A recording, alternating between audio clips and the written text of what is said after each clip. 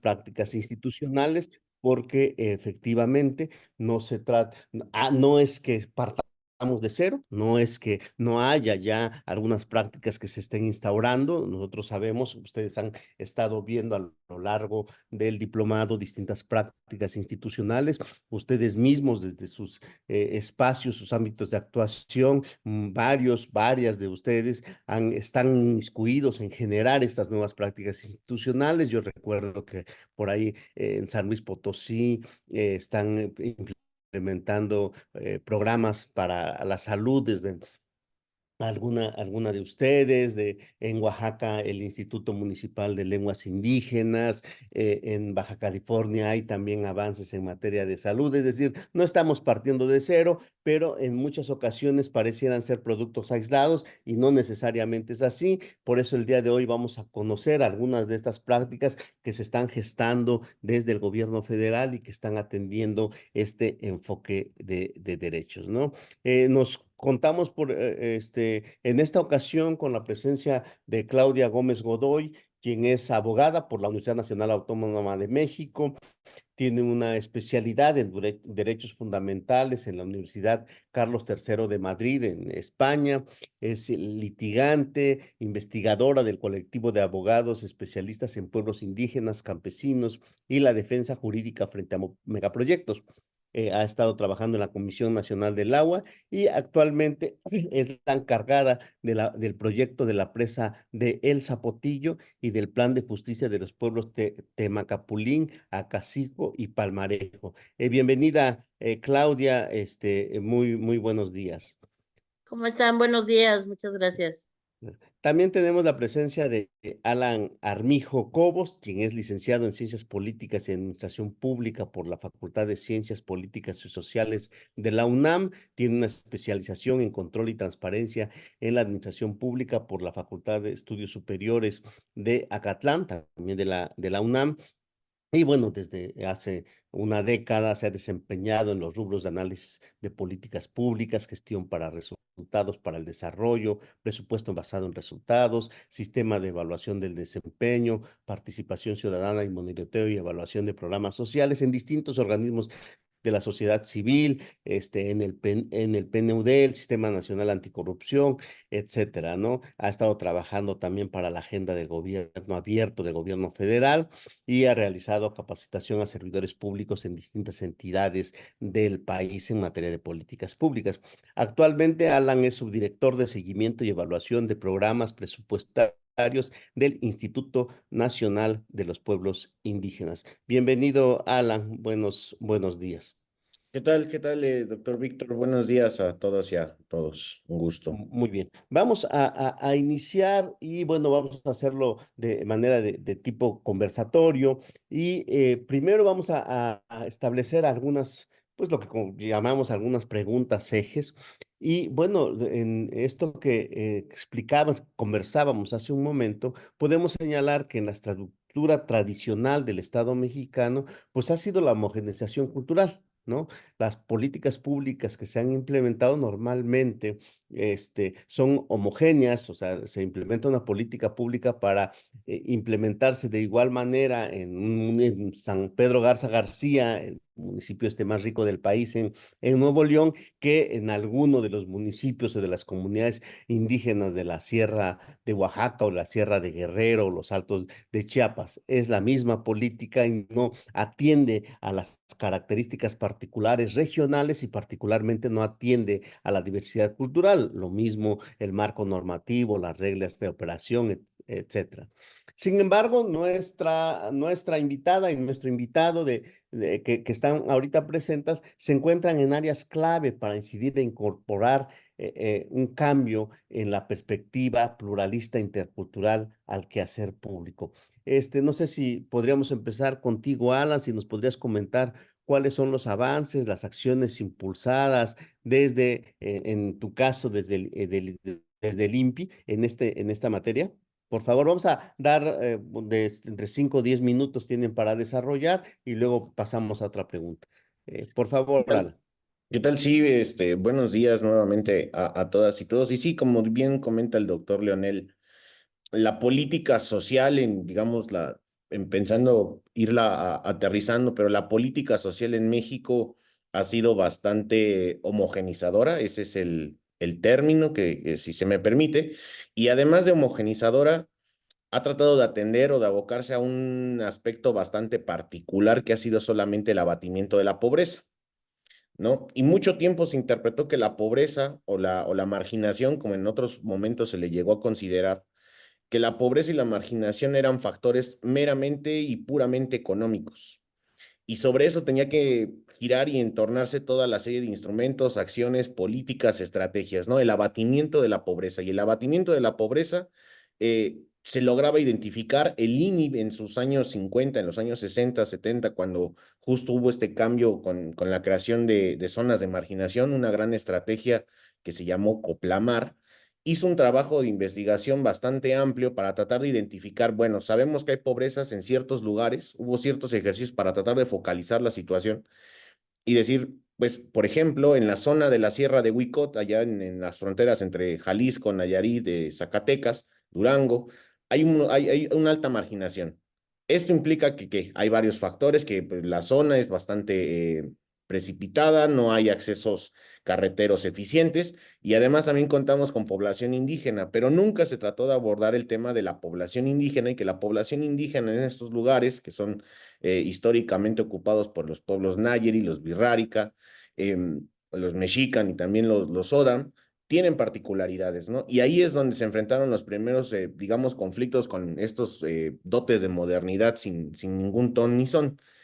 Con la creación del INPI, lo que se buscó más allá de no solamente darle un nuevo enfoque a cómo vamos a intervenir o cómo se van a generar intervenciones públicas para pueblos y comunidades indígenas, en la cual, digamos, el INPI tiene la cabeza sector o la cabeza de esta política, eh, no solamente tiene que tener esta labor de investigación nuevamente y de tratar de adoptar o de marcar las tendencias o las líneas de cómo hacer este tipo de intervenciones para todos los demás sectores, sino que también tiene que tener estrategias propias en dos sentidos. La primera es cómo decirle a las otras dependencias que las intervenciones deben de ser realizadas para pueblos y comunidades indígenas y en los últimos años que ya se hizo este reconocimiento de las comunidades y pueblo afromexicano. Y por el otro lado, también tener intervenciones con pertinencia cultural y con perspectiva de derechos para pueblos y comunidades indígenas, ¿no? Entonces, el INPI tiene estas dos grandes tareas que en algún punto se deben de armonizar. ¿Cuál ha sido el intento que hemos hecho desde el instituto? El más conocido y que ustedes seguramente ya han tocado en otras ocasiones, pues evidentemente son los planes de justicia integrales de desarrollo que grosso modo, y ahí hay que, es justo, digamos, el nombre de esta primera buena práctica, regresando un poco al título de la sesión, pero es justamente generar o crear un instrumento de política pública, es decir, los planes de justicia no son política pública, son un instrumento de las políticas públicas. Ahí hay que hacer la precisión, que busca coordinar o armonizar una serie de recursos que tiene el Estado mexicano por varias dependencias, Secretaría de Bienestar, Secretaría de Desarrollo Territorial, la SADER, el propio Instituto Nacional de Pueblos Indígenas y todas aquellas que tienen ejecución de recursos de subsidios y apoyos sociales para justamente armonizar, coordinar los trabajos, evitar las duplicidades, evitar la concurrencia o la duplicidad de los apoyos de las acciones y a partir de ello, ahora sí, podemos empezar a trabajar. Y en este trabajo de generación de planes de justicia, pues evidentemente había que hacer un rastreo y una identificación de nuestro sujeto, que nuestro sujeto, como bien hemos hecho, y aprovecho también el espacio para comentarles que también ya seguramente saben, ahora ya tenemos un dictamen aprobado de la reforma y constitucional para reconocer a los pueblos y comunidades como sujetos de derecho público, que en términos de políticas públicas, lo que tratamos de hacer o lo que esto significa, más allá del término y del concepto jurídico, lo que esto quiere decir es que ahora ya tienen un nombre y un apellido estas comunidades. Ya sabemos dónde están y también ayer se dio la publicación del Catálogo Nacional de Pueblos y Comunidades. Entonces, ya por un lado tenemos el instrumento coordinador, que van a ser los planes. Ya sabemos a quién y en dónde, que son los pueblos y comunidades indígenas a partir del catálogo. Y no solo el catálogo que aquí se acaba de publicar, sino hay otros esfuerzos, ¿no? hay trabajos etnográficos, hizo una gran labor de identificación de los sujetos, en este caso los pueblos y las comunidades por parte del INPI, pero digamos en términos técnicos, el catálogo es el resumen de todo este ejercicio. Y ahora también ya sabemos qué dependencias son las que intervienen. Históricamente, por ejemplo, la Secretaría de Bienestar o en su momento de Desarrollo Social eh, tenía, digamos, es la cabeza del sector de la política social. Sin embargo, para los pueblos y comunidades indígenas siempre se le cuestionaba, bueno, ¿y cómo los vas a atender? ¿Dónde los vas a atender? Y no había una identificación clara. Ellos decían, yo sé que solamente hay 200 personas en cierta comunidad y poco nos interesa si son o no son indígenas porque lo único que queremos darles es dinero, ¿no? Apoyarles, darles las becas, llevar las campañas de salud, llevar las jornadas de salud, pero todo el tema de la pertinencia cultural, el enfoque de derechos, el empleo de medicina tradicional, que la gente aquí no quiere una carretera, en todo caso quiere un camino artesanal, porque históricamente es lo que se necesitaba o antes hubo y ahora no quieren una carretera federal, porque además implica una apropiación del espacio de los recursos naturales y el medio ambiente.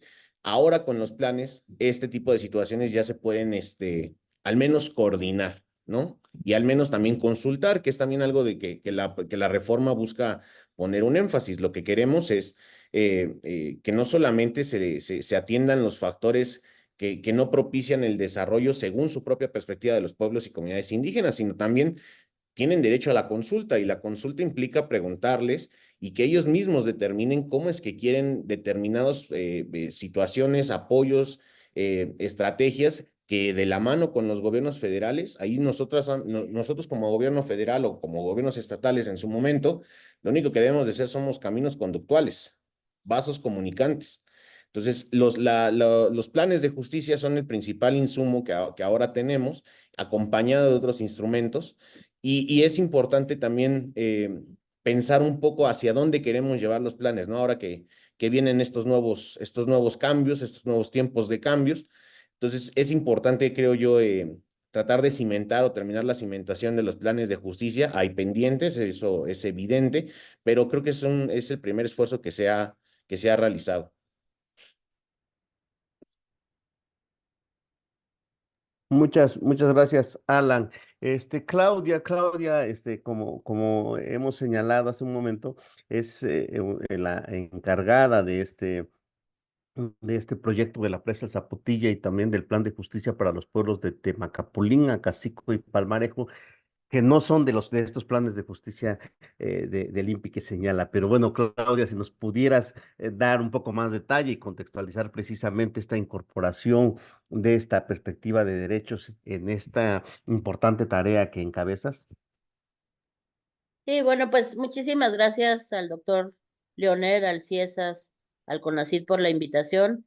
Y bueno, qué valientes todos estos estudiantes que algunos a lo mejor salieron de fiesta ayer, pero hoy están aquí al pie del cañón, construyendo pues ese saber que es muy importante para la transformación, para el cambio que es necesario, ¿no? Que haya personas pues especializadas, conocedores de estos temas, y para mí siempre ha sido un gusto poderlos acompañar y compartir pues un poco de la experiencia que hemos tenido en la construcción de una forma distinta de hacer política o políticas. Y bueno, pues qué bueno que se animan a, no importa que sea sábado, acudir y a escuchar y a debatir un tema que es sin duda de trascendencia nacional y que tiene pues implicaciones en lo estatal y por supuesto también en lo local, ¿no? Yo creo que lo que, como señalaban al principio, las políticas siempre se han desarrollado a partir de la idea de que somos iguales. Esta idea homogenizante de decir, vamos a hacer políticas de tenencia de la tierra, políticas de agua, políticas culturales, pensando que todos los mexicanos somos iguales, ¿no? Y entonces, bajo esa idea que es una mentira, que es una falacia, la idea de que hay una igualdad, se diseñan las políticas y se diseñan para todos iguales, ¿no? Entonces, por ejemplo, en el 17, cuando se hizo la reforma agraria, que fue muy importante después del periodo revolucionario, el poder repartir las tierras, ¿no? Con ese afán revolucionario que inspira a la Constitución del 17, pues se diseña una sola forma de entender, o dos formas, ¿no? que era el ejido y la comunidad. Entonces, los pueblos, ya fueran indígenas, campesinos, fueran pueblos pescadores, fueran pueblos del árido o del semiárido, fueran pueblos al lado de ríos y de lagunas, fueran pueblos del norte, del sur, del occidente, o pueblos del mar, o pueblos afromexicanos, pues en realidad no había una diversidad, o sea, no se reconoció esa diversidad y se dijo, pues mira, aquí hay de dos sopas, o eres ejido o eres comunidad. Eres ejido, te vamos a dotar de tierra.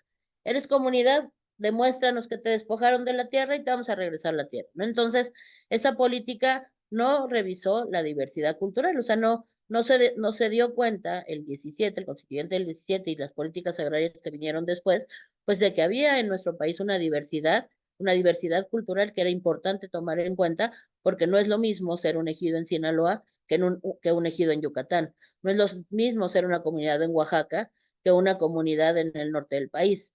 Una comunidad de rarámuri que viven básicamente en la dispersión, que una comunidad oaxaqueña que básicamente viven bajo la idea de la unión, ¿no? Entonces, esas políticas, y así podemos hablar de cualquier política que se haya aplicado para pueblos indígenas y políticas territoriales en temas de bosque, de tierras, de agua, todo lo que tiene que ver con la actividad minera, ¿no? En donde se diseñaban políticas que se han aplicado de manera general, independientemente del tipo de pueblo que seas, ¿no? Campesino o no, pescador o no, indígena o no, perteneciente a una comunidad o no. Entonces, ahí hay yo creo que uno de los primeros errores en el diseño de las políticas, que es pensar que somos iguales. El otro es la forma en cómo se construyen las políticas, ¿no? Y eso, digamos, es un debate muy viejo, pero al mismo tiempo sigue estando presente, ¿no? La idea de dónde se diseña una política, por poner un ejemplo, por ejemplo, una política de producción agropecuaria, ¿no? Hay dos formas de diseñar, ¿no? Una pensando que los campesinos son objeto y entonces hay unas personas que saben mucho y que desde sus oficinas dicen, pues todos tienen que sembrar eh, maíz y dejar de sembrar la milpa, ¿no? Y eso ese diseño se hace desde la idea de que los pueblos, las comunidades, los ejidos, ¿no? Los pueblos indígenas son objetos de política pública, ¿no? Yo diseño desde mi escritorio, desde mi oficina, una política que yo pienso que está bien, ¿no? Tampoco necesariamente hay una maldad, ¿no? Pero yo pienso desde mi saber que está bien. Y los pueblos son sujetos, digo, los pueblos son objetos, ¿no? Con la diferencia de hacer políticas considerando a los pueblos sujetos de su propio porvenir, de su propio desarrollo, de sus propios territorios, ¿no? Entonces, esa es otra diferencia que es muy importante y que se mantiene y que es una de las cosas que hay que cambiar, ¿no? Que los pueblos se conviertan en sujetos de su propio destino, de su propio desarrollo. Habría que cuestionarnos el concepto de desarrollo, eso lo abordaré un poquito más adelante, pero en principio que ellos puedan ser partícipes de las decisiones que se toman, ¿no? Y que no llegue una política y en eso el INI en su momento, la CDI en su momento, pues pensaban que hacían bien llevando, a mí me tocó vivirlo en el Nayar, eh, pues que estaba bien llevar avestruces, ¿no? Porque las avestruces, pues tienen mucha carne, no consumen tanto, entonces se llevaban esas ideas de que en todos los pueblos habría que llevar avestruces porque daban mucha carne. Entonces, obviamente, ustedes seguramente sabrán qué pasó con la mayoría de las avestruces que en su momento se repartieron en todo el país. Eh, Salieron muy buenos los moles, pero no fueron proyectos que funcionaran, ¿no? Porque hay esta idea de que son objeto y no son parte, no son sujeto de las decisiones, ¿no? Y ese es un segundo error que se ha cometido por mucho tiempo. Y el tercero, ya lo mencionaba Alan en su participación, que me parece también muy importante, es cómo se han medido los estándares de pobreza y marginación, y a partir de eso, cómo se diseñan las políticas, ¿no? Si ustedes revisan hasta hace muy poco, todavía en la época de la CDI, eh, cuando se hablaba de marginación de pueblos indígenas y también cuando se habla todavía de marginación de pueblos campesinos, se miden bajo los estándares de tienen piso firme, tienen baño con agua, tienen cocina, tienen refrigerador, tienen licuadora y tienen televisión. Eso es lo que determina si un pueblo indígena está no en una marginación, ¿no? Y ustedes dicen, pero a ver, los pueblos tienen otras riquezas y otros bienes que son súper importantes, no solamente para ellos, sino para todos nosotros como humanidad, ¿no? Entonces, ustedes, si quisieran buscar información sobre la cantidad de agua que hay en pueblos indígenas, la cantidad de bosques comunitarios que son todavía hoy eh, cuidados y conservados por pueblos indígenas, si buscáramos información sobre la biodiversidad que día a día cuidan pueblos y comunidades indígenas y campesinas, sobre la riqueza cultural, sobre sus conocimientos tradicionales, sobre cómo ellos han perpetuado la forma de estar en el territorio, vamos a encontrar mucha información, pero no va a haber información oficial. Esa información la van a encontrar sobre todo en documentos académicos, pero va a ser muy difícil que lo encuentren en información oficial porque no se ha visto que esa, que es la verdadera o la más importante riqueza de pueblos indígenas y campesinos, que está ahí y que está en riesgo por un montón de circunstancias, megaproyectos, proyectos extractivos que no están considerados, ¿no? Entonces, el entender esos tres, nos hacen posible que, teniendo eso como en cuenta, pues veamos que es necesario cambiar. Y cómo hemos pensado que es cambiar, la más importante es volver a los pueblos sujeto de derecho, con, em, pelearnos no, sino poner a debate el concepto de desarrollo, ¿no? Y decir, a lo mejor desarrollo no es tener licuadora, sino conservar el molcajete, ¿no? Dura más, no ocupa pila, no tiene luz, ¿no? Hay un montón de cosas que habría que cuestionar y que los propios pueblos creo que lo están haciendo, ¿no?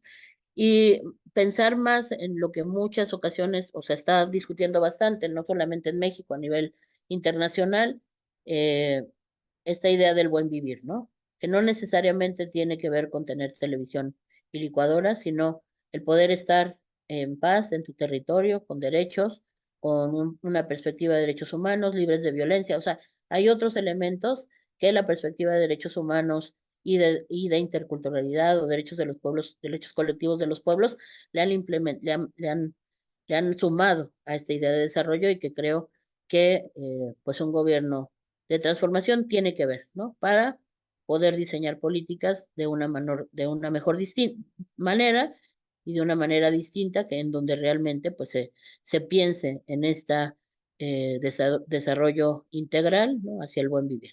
Con eso daría pues mi primera intervención.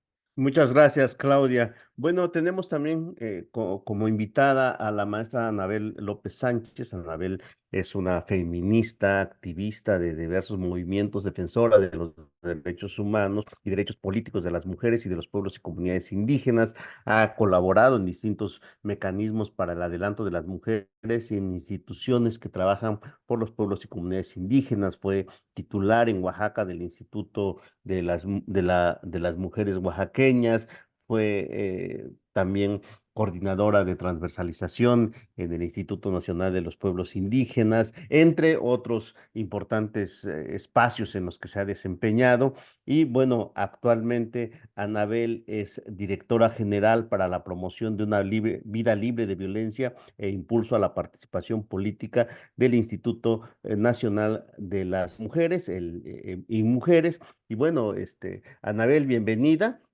Y bueno, estamos platicando precisamente en cómo se ha transitado de esta estructura tradicional del Estado mexicano de homogeneizar las políticas públicas, los marcos normativos para transitar a una perspectiva con enfoque de derechos que permita precisamente acercarse de manera distinta, coordinarse de manera distinta con estos otros amplios sectores, actores en el país, como son los pueblos y las comunidades indígenas, como son las y los campesinos o como son precisamente las mujeres.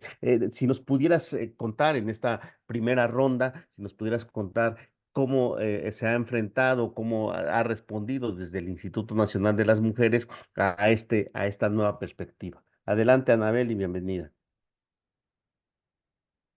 Muchas gracias, Víctor. Muchísimas gracias, amigo, por la invitación a compartir algunas reflexiones en este seminario. Yo también, como Claudia, felicito a quienes se despertaron para tomar hoy para compartir con nosotras. Saludos, Claudia y Alan.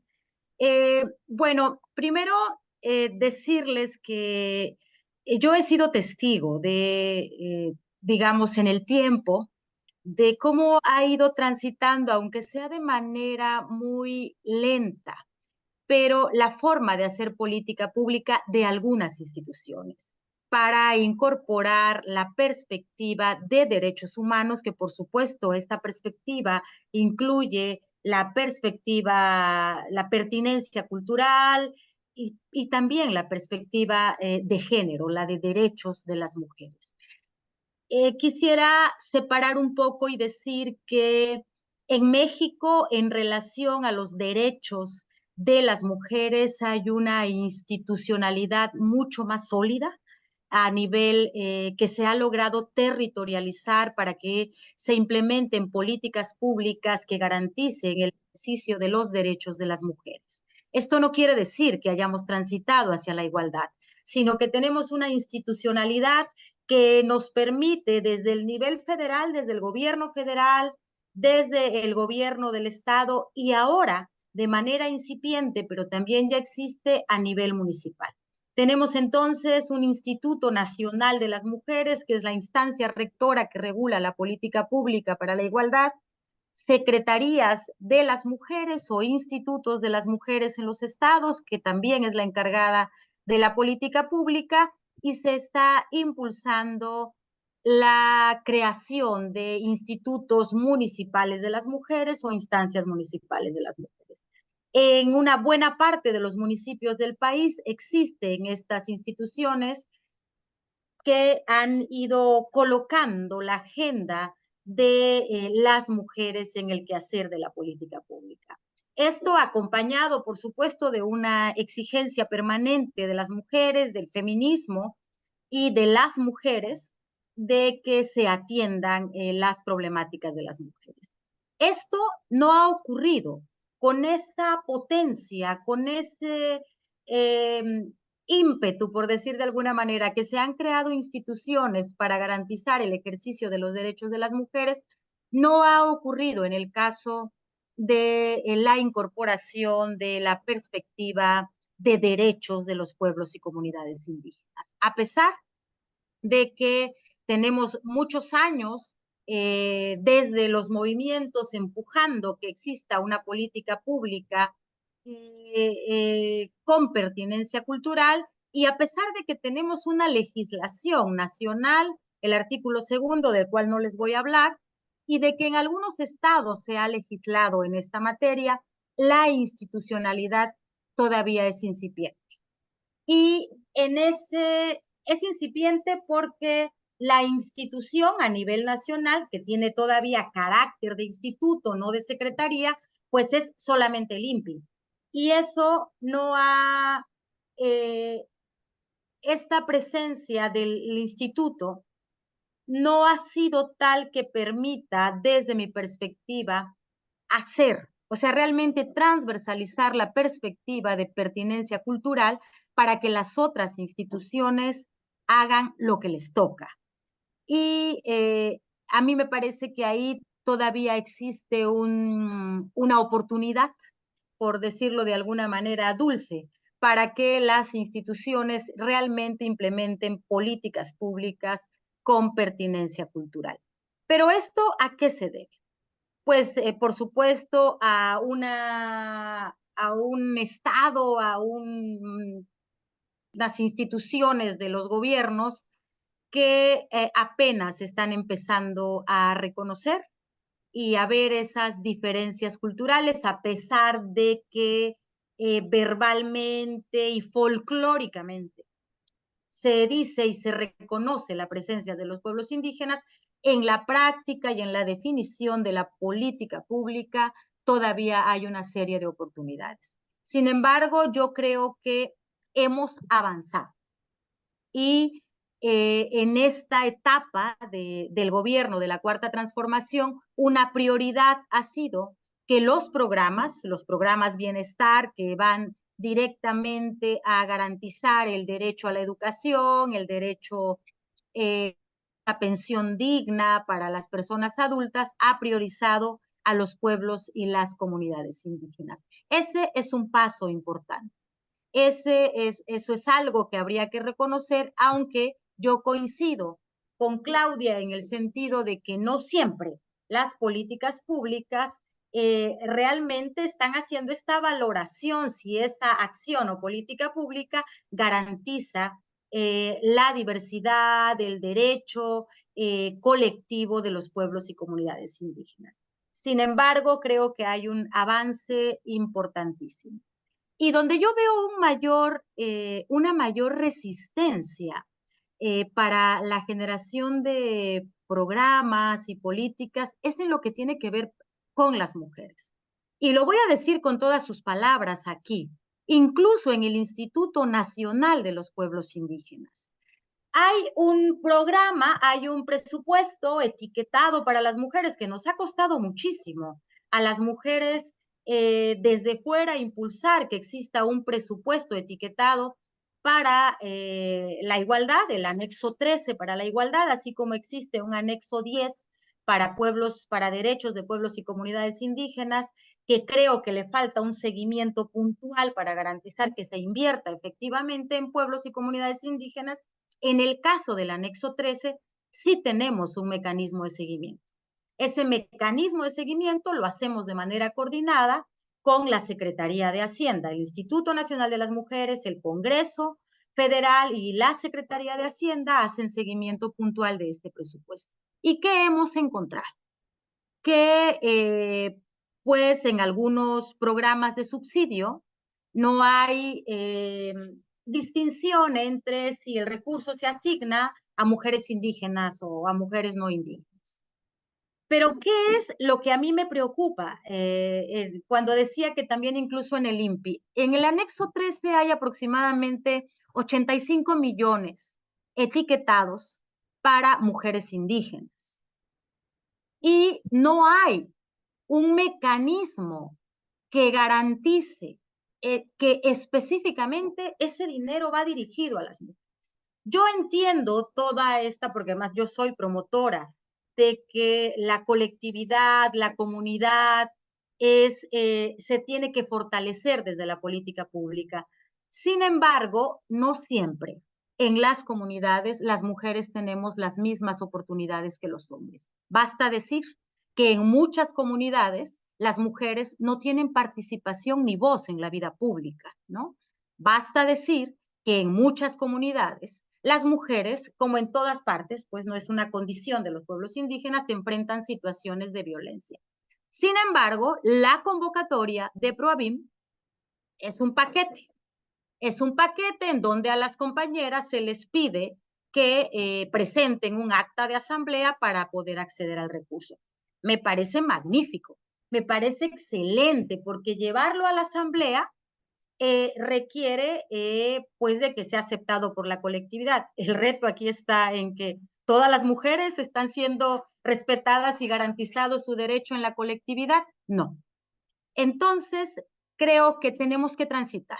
Primero, las instituciones tienen que realmente implementar acciones puntuales para pueblos y comunidades indígenas utilizando el anexo 10 del presupuesto de la Federación y decirle en el mecanismo con el que cuenta el INPI, que es un sistema, según la ley, que permita rendir cuentas y transparentar el uso de los recursos para pueblos y comunidades indígenas. Por otro lado, es muy importante que las instituciones, incluido el INPI, garanticen que los recursos asignados en el anexo 13 para la igualdad sean realmente usados y dirigidos para mejorar, para garantizar derechos de las mujeres indígenas. Entonces, por supuesto que hemos avanzado, tenemos presupuestos específicos etiquetados. A mí me parece que el reto y la oportunidad está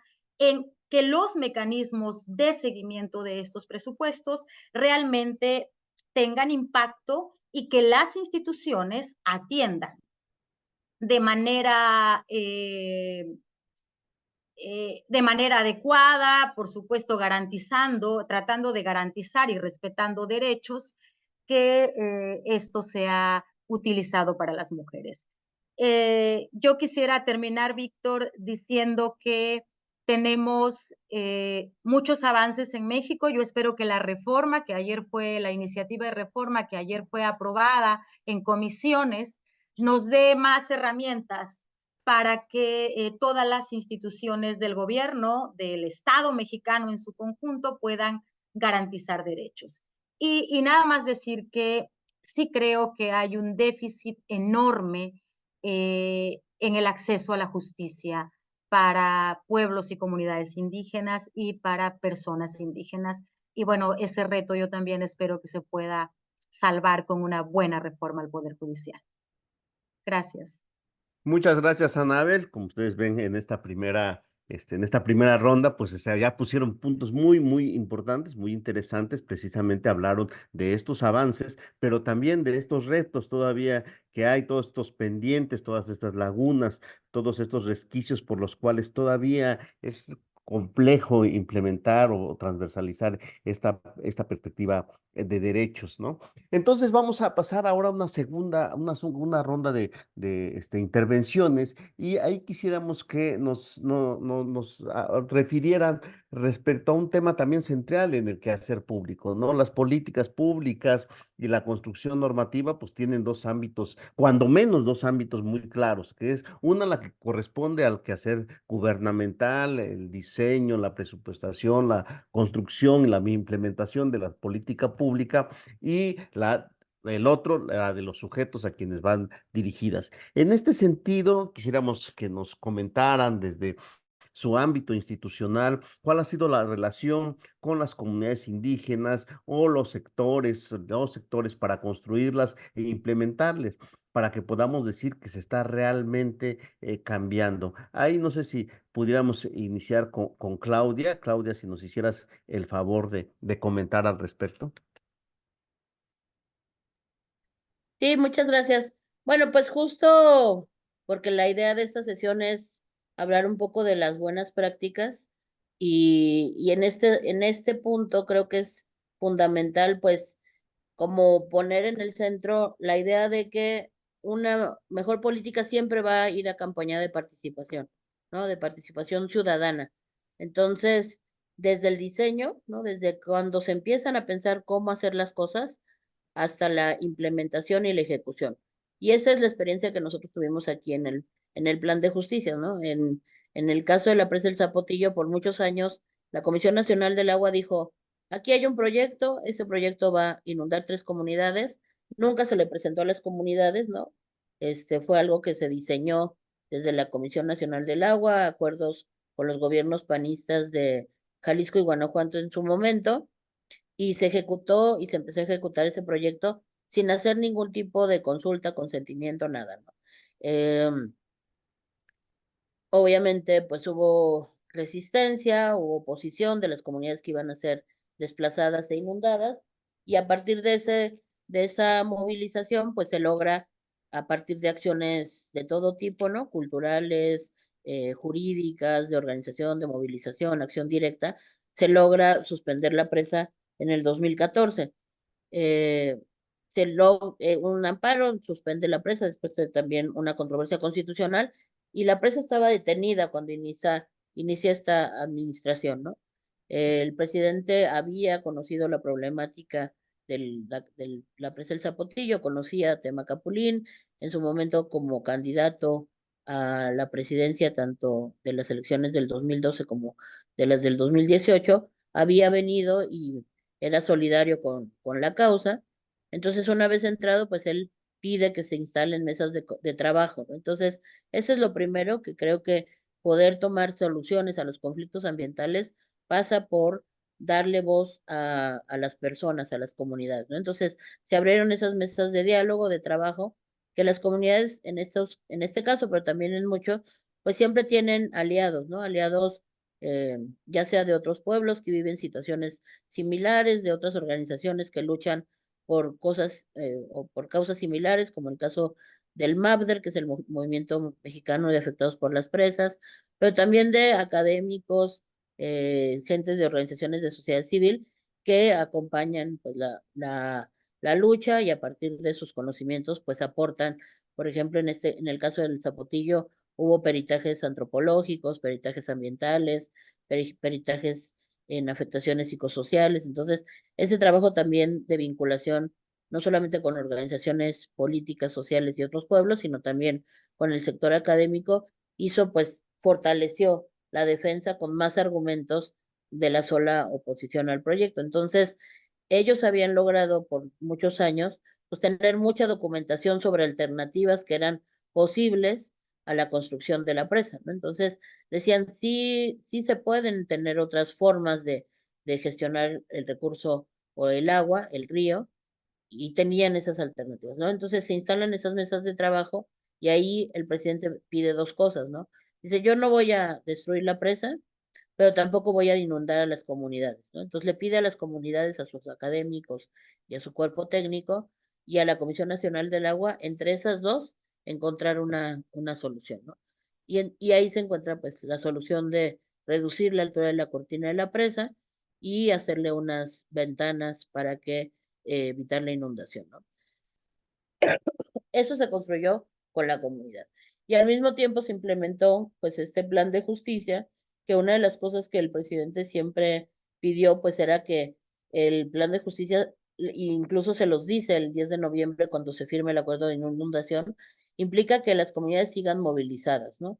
Creo que eso es muy importante resaltar, ¿no? No pueden las comunidades una vez que logran una victoria como en este caso, desmovilizarse, sino al contrario, pues la construcción de cualquier cosa, una carretera, una escuela, un hospital, proyectos de desarrollo, los proyectos que hubo sobre agricultura sustentable, los proyectos de ganadería sustentable que fuimos implementando en la región, pues requieren siempre más movilización. ¿Y cómo lo hicimos, no? Una, pues con la conformación de comités, ¿no? Comités que se fueron formando dentro de las mismas comunidades de seguimiento de las obras, ¿no? Entonces había una obra, por ejemplo, de carretera y se formaba un comité de carretera, ¿no? Se hizo una obra de la escuela y se formaba un comité de SEDATU para darle seguimiento. Y existen en la normatividad algunas posibilidades que, que están ya normadas y que las utilizamos, que son las Contralorías Ciudadanas, ¿no? Todos los proyectos que tienen subsidios a nivel federal pueden implementar Contralorías Ciudadanas. Se maneja con el gobierno del estado, con los municipios, y esas Contralorías Ciudadanas tienen la facultad de darle seguimiento a la ejecución de los proyectos y al seguimiento de los presupuestos. Porque aquí una cosa que es, bueno, que es en mi experiencia, pues algo muy difícil, que es que si no estás en el seguimiento, las empresas, los municipios, hasta los albañiles, eh, y eso nos ha pasado a todos los que hemos construido alguna casa, pues quieren ahorrar, ¿no? O quieren tener una mejor ganancia.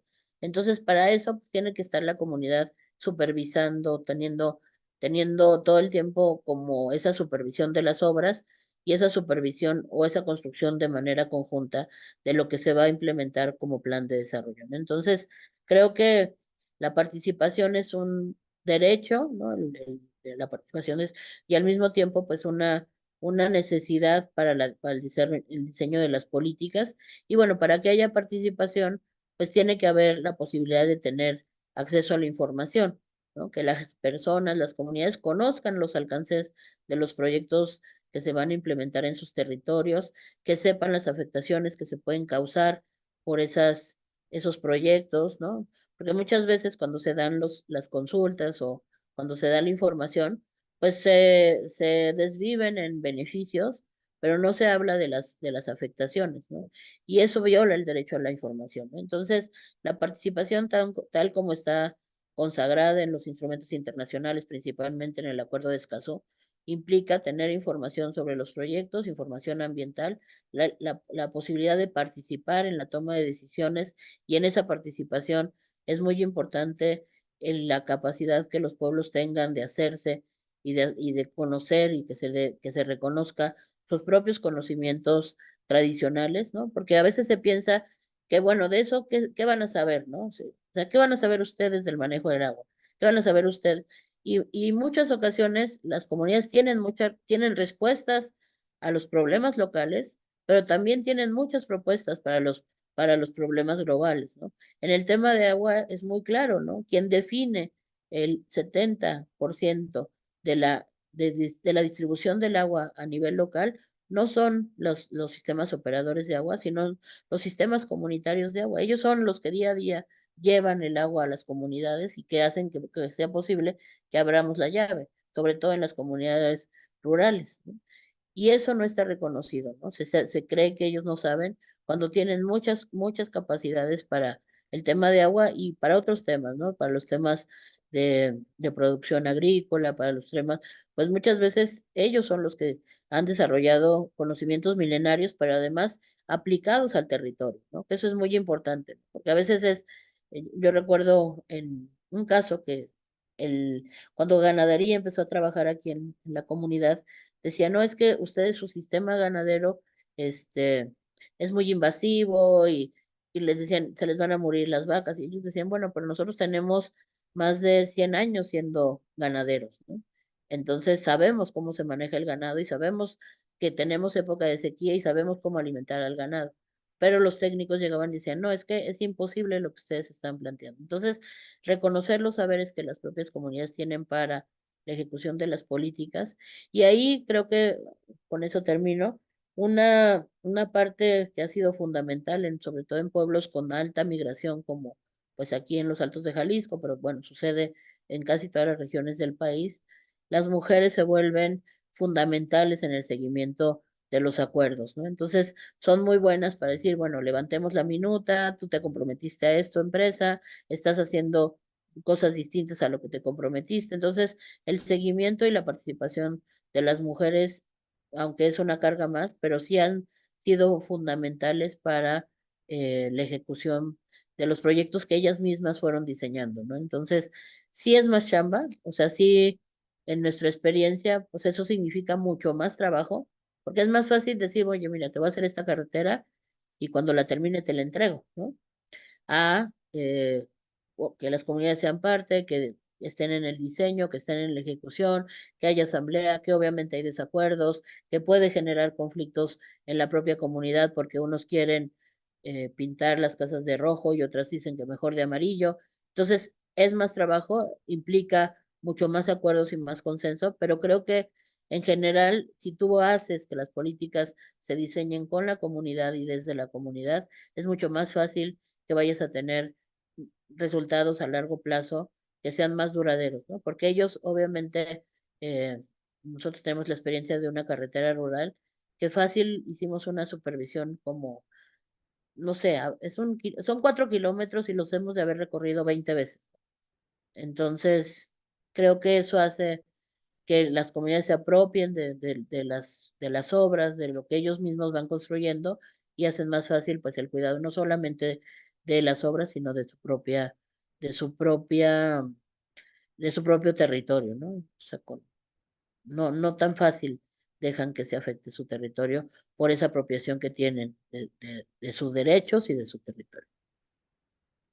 Muchas gracias, Claudia. Bueno, vamos a pedirle ahora a la maestra Anabel si nos hace el favor ahora de hacer su intervención en este mismo sentido, cuál ha sido esta relación para esta construcción desde o con con las actoras, con los actores sociales.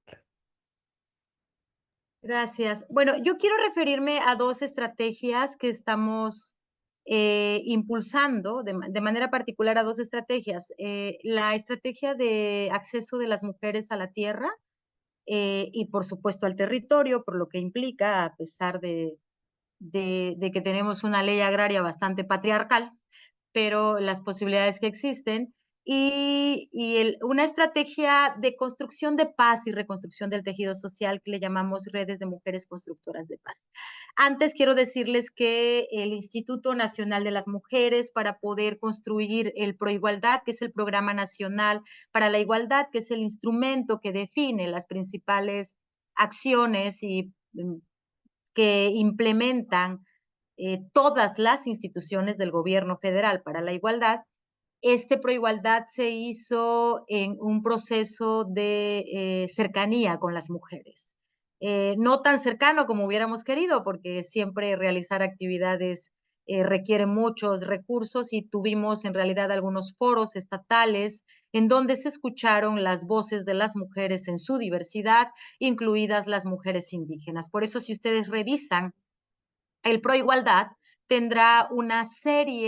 encontrarán una serie de acciones puntuales que están pensadas, diseñadas para garantizar derechos de mujeres indígenas.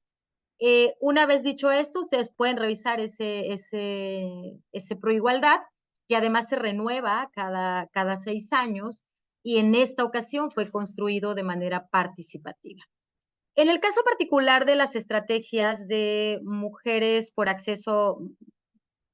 acceso a la tierra, y la de redes de mujeres constructoras de paz, ¿a qué es a lo que le apostamos? En la de redes de mujeres constructoras de paz es a la participación de las mujeres en la prevención de las violencias. Reconocemos en esta estrategia la posibilidad que tienen las mujeres de aportar desde su conocimiento, desde su sabiduría, desde la experiencia cotidiana que les da habitar sus territorios, y por lo tanto ellas pueden reconocer, identificar las problemáticas, y entonces también pueden reconocer soluciones.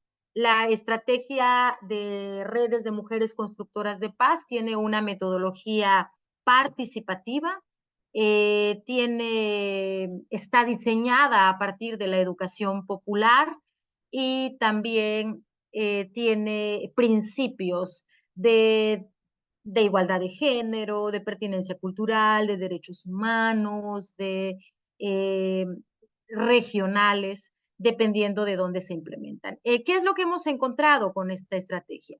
Es que efectivamente en las regiones indígenas, cuando se implementa en regiones indígenas, pues las mujeres es más sólido la articulación por la historia, por la organización de los pueblos indígenas, por supuesto, pero esto nos permite tener ese acompañamiento, no solo acompañar como institución a las mujeres en procesos organizativos, sino también y sobre todo que las mujeres sean quienes impulsen actividades para prevenir las violencias y para reconstruir el tejido social. Entonces hay estados en donde esta estrategia se construye se articula en regiones indígenas, y esa es una participación directa de las mujeres. Déjenme decirles que en el caso de Campeche había redes específicamente de mujeres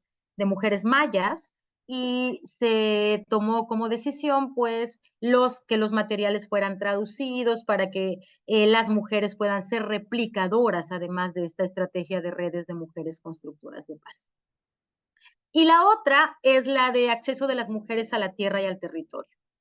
Con todo y lo que Claudia ya dijo en la primera parte, de que la ley agraria la dotación de tierras y el reconocimiento de la tierra en nuestro país no consideró pues del todo la pertinencia cultural, eso es lo que tenemos. Una estructura agraria en donde el 51% del territorio es propiedad social, en donde está más del 80% de la riqueza biocultural de nuestro país, en donde están las reservas más importantes de agua, y ese 50% del territorio es ejidos y comunidades, 32,000 núcleos agrarios, 4.5 millones de personas más o menos tienen.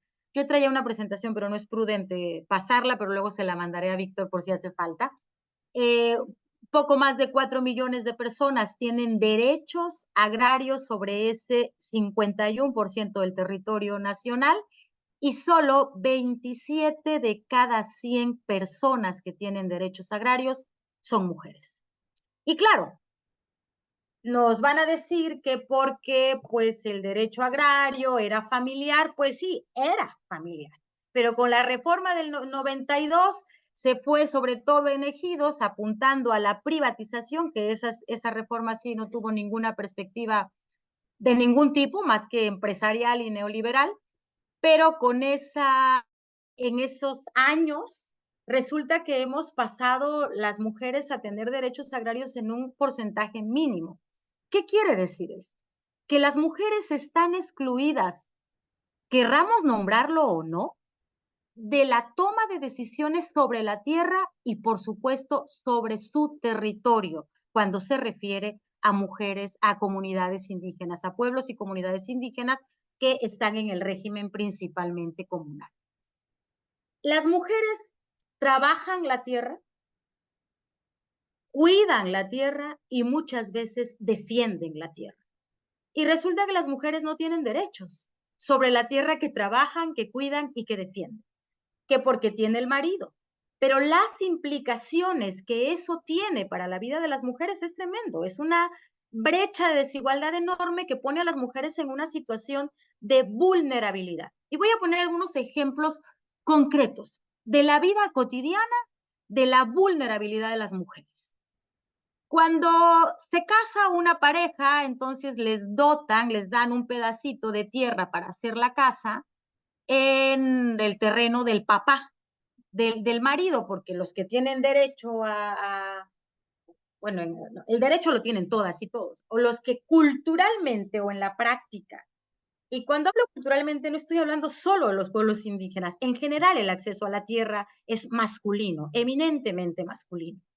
Cuando las mujeres, cuando hacen su casita y entonces viven ahí en el patio de la suegra, y cuando empiezan a tener dificultades, cuando las mujeres empiezan si es que hay actos de violencia, las mujeres deciden separarse, porque las mujeres están aprendiendo y reconociendo otros derechos, como el derecho a una vida libre de violencia. Entonces la mujer se queda, si decide separarse, se queda sin nada. Se queda sin un lugar donde vivir, aunque ella haya contribuido con una parte importante en la construcción de la vivienda o de la parcela a la cual esté en disputa. Resulta que en el derecho agrario es el señor quien puede quedarse con esa vivienda. Esos son ejemplos cotidianos. Seguramente ustedes conocen más porque están ahí cerca, pero eso requiere que pensemos en cómo las mujeres, en estrategias para que las mujeres puedan acceder realmente a su derecho agrario y estén en condiciones de igualdad.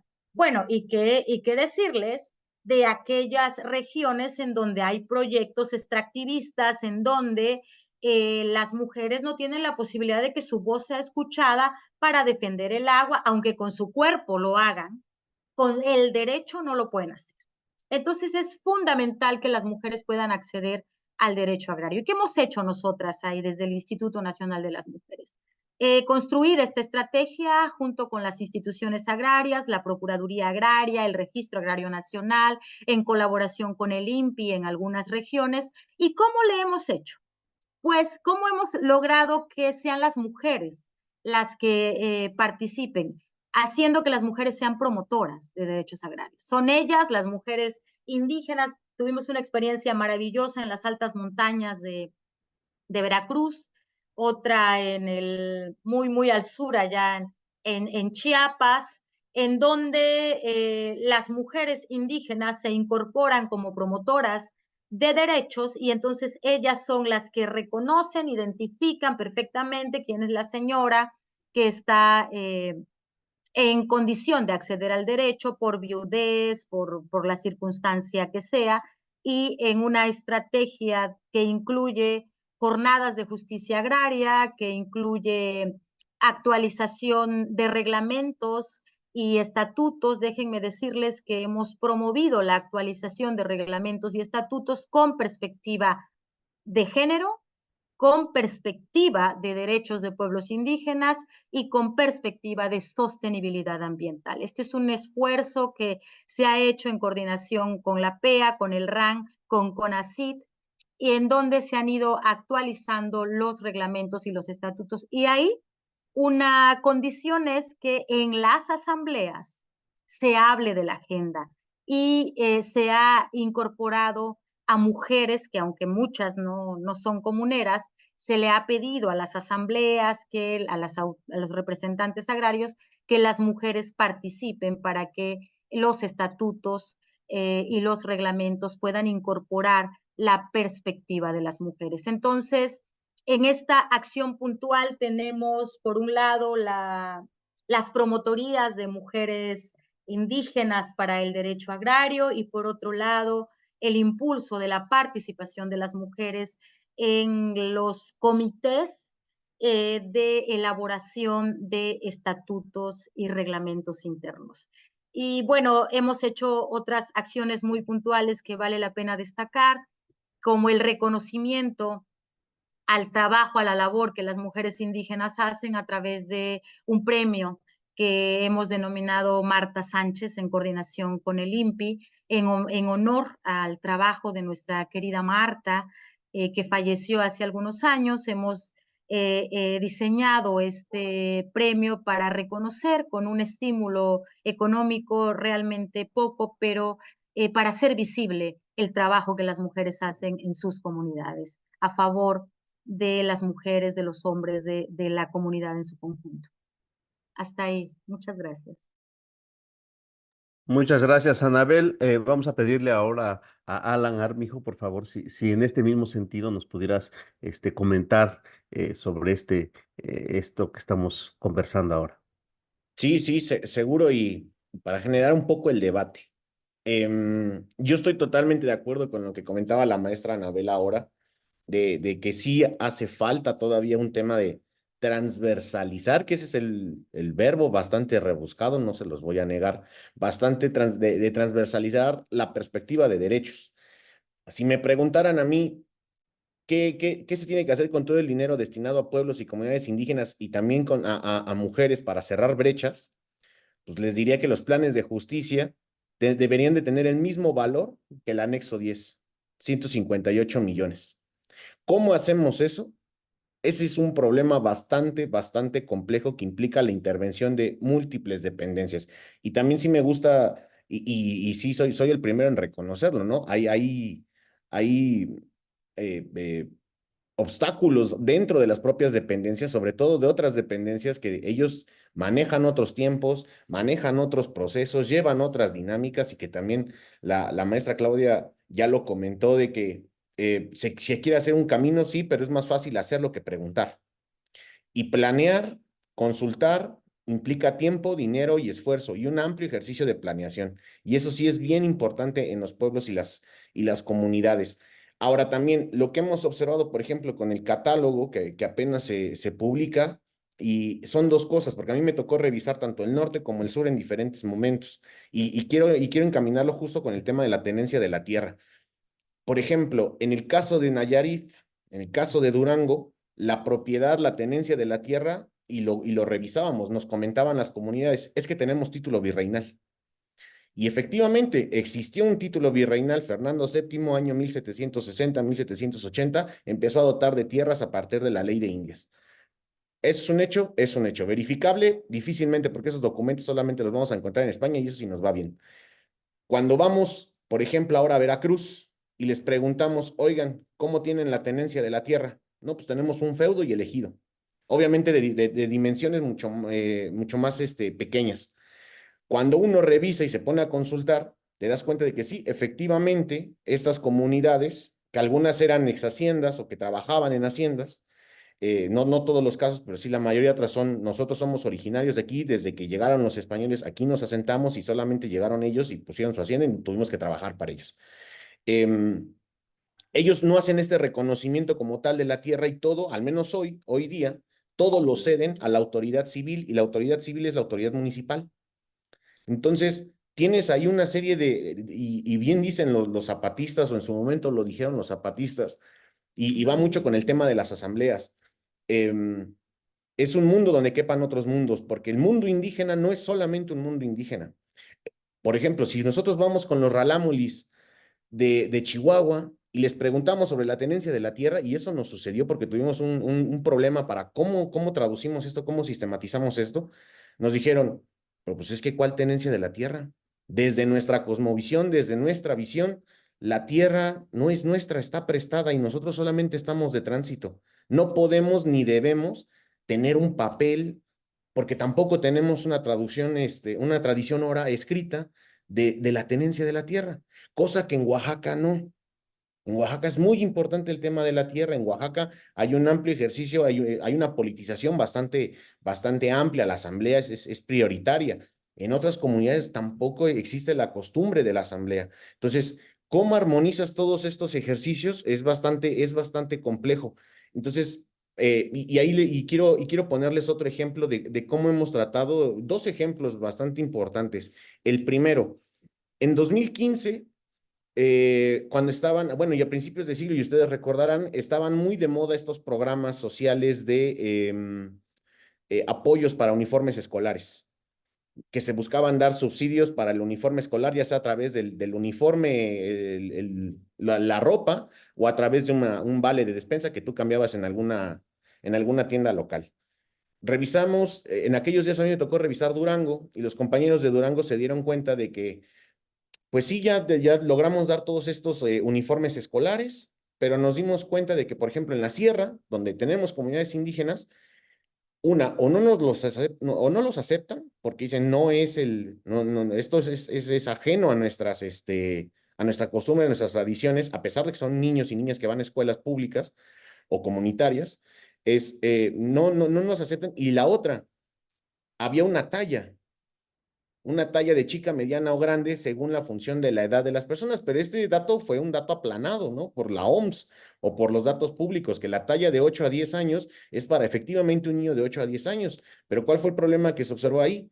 Pues que las tallas eran diferentes. ¿Por qué? Porque hay una serie de factores culturales y territoriales que implicaban que las tallas de las comunidades en estos lugares fuera diferente. No recuerdo ahorita y no quiero decirlo si eran más grandes o más chicas, pero eran factores diferenciados que decían, ¿y aquí cómo le hacemos? Ahora, ¿cuál es el gran problema que tenemos ahorita? Es con la generación de información y aquí es donde la información es poder y es vital. El catálogo medianamente nos va a ayudar a poder mitigar este tipo de situaciones, ¿no? Pero sí es importante la construcción de la información. Otro ejemplo sobre cómo se debe usar la información, el programa Sembrando Vida. El programa Sembrando Vida cuando inició 2019 y muy en el sentido de lo que dice la maestra Anabel, que el tema tanto del sector agrario, en el sector agrario y en Sinaloa, por ejemplo, con el tema pesquero, se buscaba darles apoyos y el programa enfrentó dos problemas. El primero era de que no le podían dar los beneficios a quienes estaban pensando en el ideal porque los requisitos que se establecieron eran demasiado ambiciosos y amplios para apoyar a las comunidades pesqueras. Ese fue el primer problema. Dijeron, no, pues es que si así me la pones, yo no entro en el programa. ¿Debería estar? Probablemente sí, porque soy una persona que requiere el recurso, pero no cubro el requisito. Y el segundo era las mujeres. Las mujeres también requerimos entrar al programa a veces y empiezan a surgir los problemas, ¿no? Es que mi marido acaba de fallecer, es que me acabo de divorciar o estoy en un proceso de divorcio o prácticamente no tenemos documentos y aquí los únicos que trabajan son las abuelas y las madres en la actividad pesquera o circundante a la actividad pesquera. ¿Requieren el apoyo? Sí, se los podemos dar. Pues ahí siendo bastante objetivos con la norma, no. ¿Por qué? Porque el diseño no estaba bien ejecutado. El diseño del programa no estuvo bien ejecutado. Entonces ¿cómo le hacemos para tratar de darle coherencia a todo solamente con esa transversalización de los derechos? Entonces, no podemos generar estrategias, y eso sí es lo primero que hay que reconocer, que no podemos tener estrategias aplanadoras, porque si no estamos cometiendo el mismo error del periodo neoliberal o de otros periodos anteriores. Al programa Sembrando Vida le pasó y hasta donde tengo entendido lo ajustó, pero todavía hay más camino por hacer. ¿Qué es lo que nosotros hacemos para dar los apoyos a través del PROVIPI y del PAEI y también para el tema de las casas comunitarias del PAEI? Es solicitarles que haya un consenso colectivo sobre que, una, que se busca la casa y dos, que los proyectos del PROVIPI, ya sea en materia de derechos, en materia económica, bueno, de fomento a la economía o de patrimonio cultural, sean, digamos, aprobados desde una asamblea o desde una colectividad. ¿No? Ahora ya tenemos que hacer el ajuste. no son de asamblea. No en todos lados hay asamblea. En otros lados son otros mecanismos de toma de decisiones colectivas o comunitarias que también debemos considerarlos entonces, en nuestros ajustes de diseño. Y la otra es la generación de información. La información aquí, o para el tema de generar o establecer una buena práctica, una buena práctica institucional o de políticas públicas con pertinencia cultural, es fundamental el tema de la información. Tristemente, y también respondiendo un poco de las preguntas que veía al inicio, es en el tema educativo. Lastimosamente no tenemos indicadores o información que nos permitan elaborar indicadores o resultados de indicadores en materia de, por ejemplo, abandono escolar de población indígena. Tenemos el dato de en las escuelas de servicio indígena, es decir, una modalidad y un universo bastante pequeño del 2 o 3% de todas las escuelas primarias, tenemos de ese universo, sabemos cuántas, pero estamos dejando de fuera a toda la comunidad indígena que está en el servicio primaria, digamos, tradicional y que convive con población no indígena o mestiza. Entonces, hemos tratado de hablar con la Secretaría de Educación Pública para decirle, oye, esta información a nosotros nos ayuda para, por ejemplo, fortalecer nuestro programa de apoyo a la educación indígena y poder mejorar la intervención. Sin embargo, y ellos lo reconocen, no lo tenemos.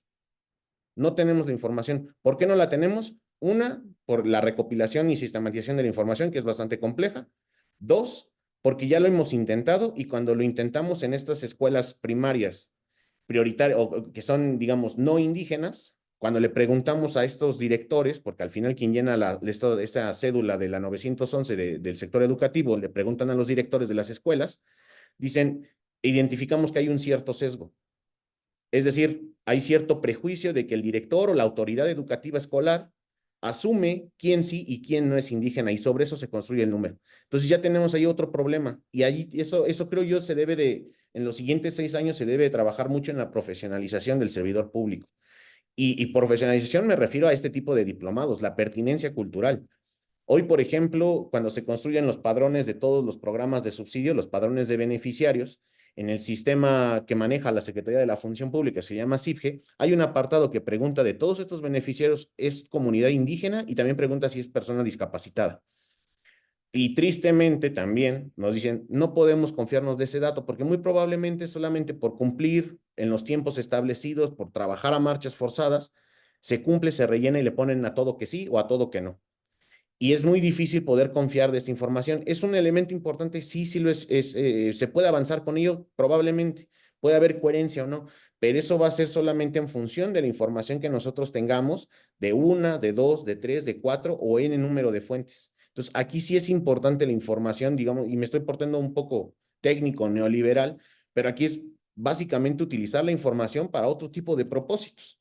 Y en estos propósitos nos referimos a una planeación con pertinencia cultural, consultar a las comunidades de la forma en la que las comunidades están trabajando y están acostumbradas históricamente a trabajar.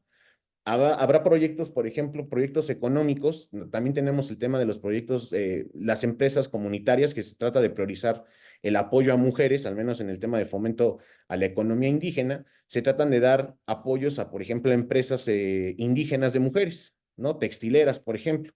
Y a partir de ello nosotros les damos un distintivo diciendo, estos productos garantiza el Instituto Nacional que fueron elaborados por manos indígenas, ¿no? Así se llama nuestro sello distintivo de manos indígenas o en su defecto por empresas indígenas, que el instituto verifica que efectivamente son indígenas para que no pierdan un valor, ¿no? Aquí fomentando un poco la economía local y dinamizar los procesos locales de la economía.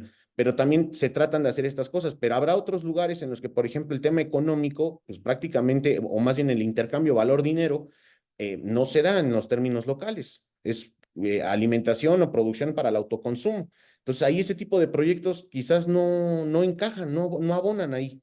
Ahí son otro tipo de esquemas, otro tipo de proyectos que, por ejemplo, tratan de fortalecer el medio ambiente, ¿no? Se hizo también con los ralámulis, se ha hecho también con los birras en Nayarit, de poder tener una serie o ampliar nuestro espectro de intervención para tratar de abonar a todas las ideas, a todas las perspectivas que existen en cuanto a los pueblos y comunidades indígenas se refiere. Ahora bien, si uno revisa el anexo 10, y ahí sí lo tengo que reconocer, no existe, no hacemos un seguimiento puntual y cabal que nos permita decir, de estos 158 millones de este año que se están aprobando, cuánto efectivamente se le dio a pueblos y comunidades. Y ahí hay otros problemas igual de índole técnica, pero también de temas de planeación institucional.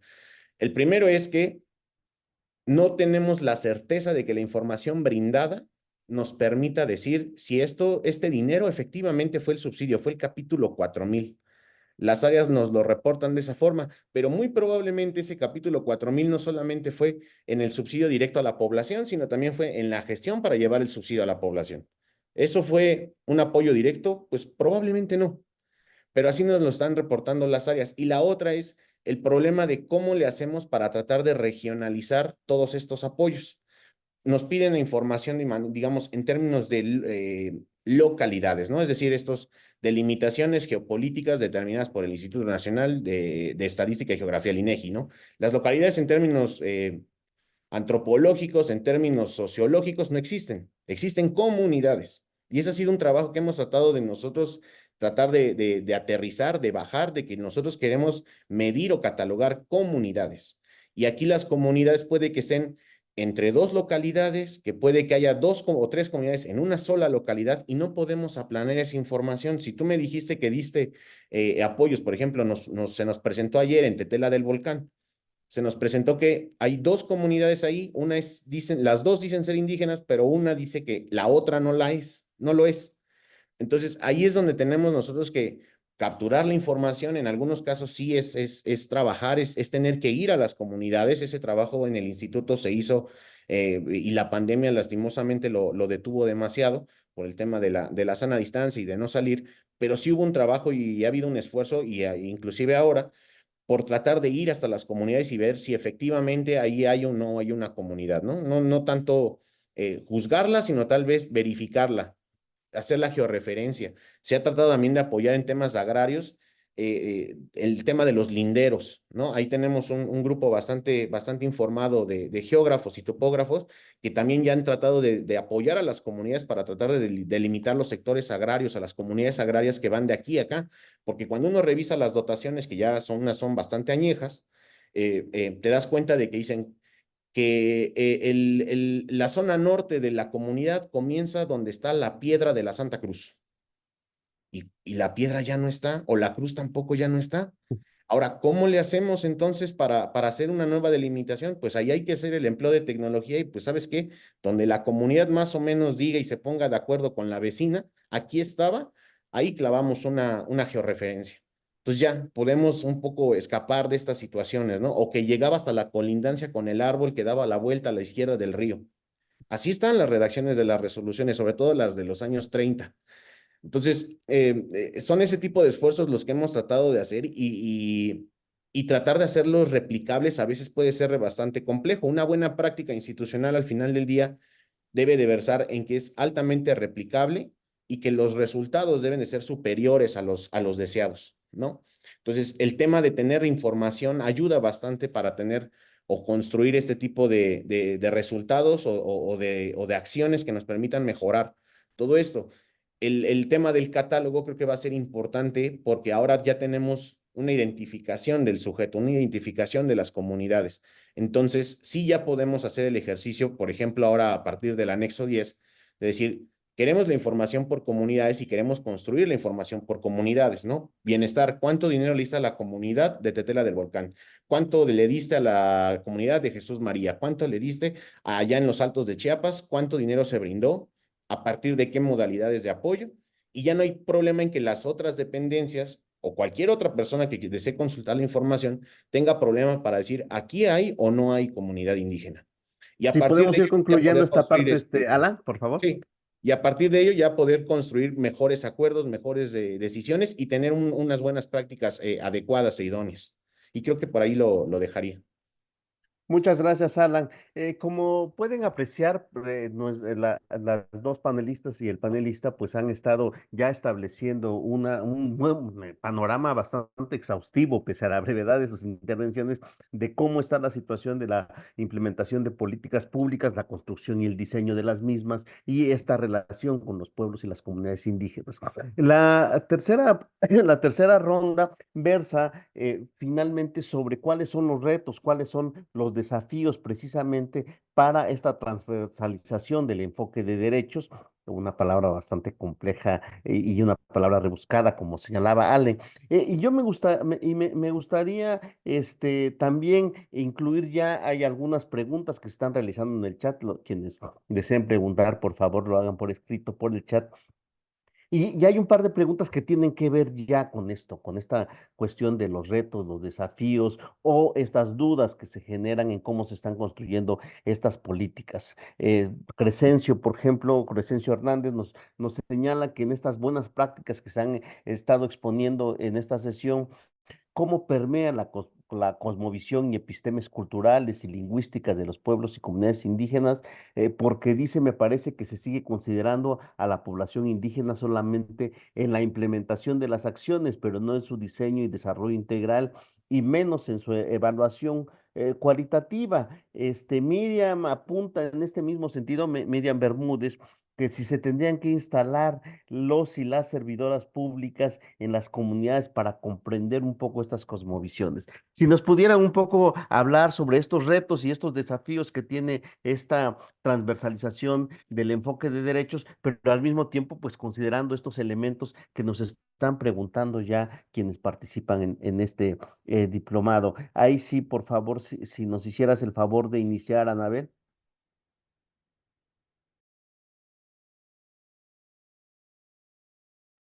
Perdón, ¿ya me escuchan? Ya, ¿verdad? Eh,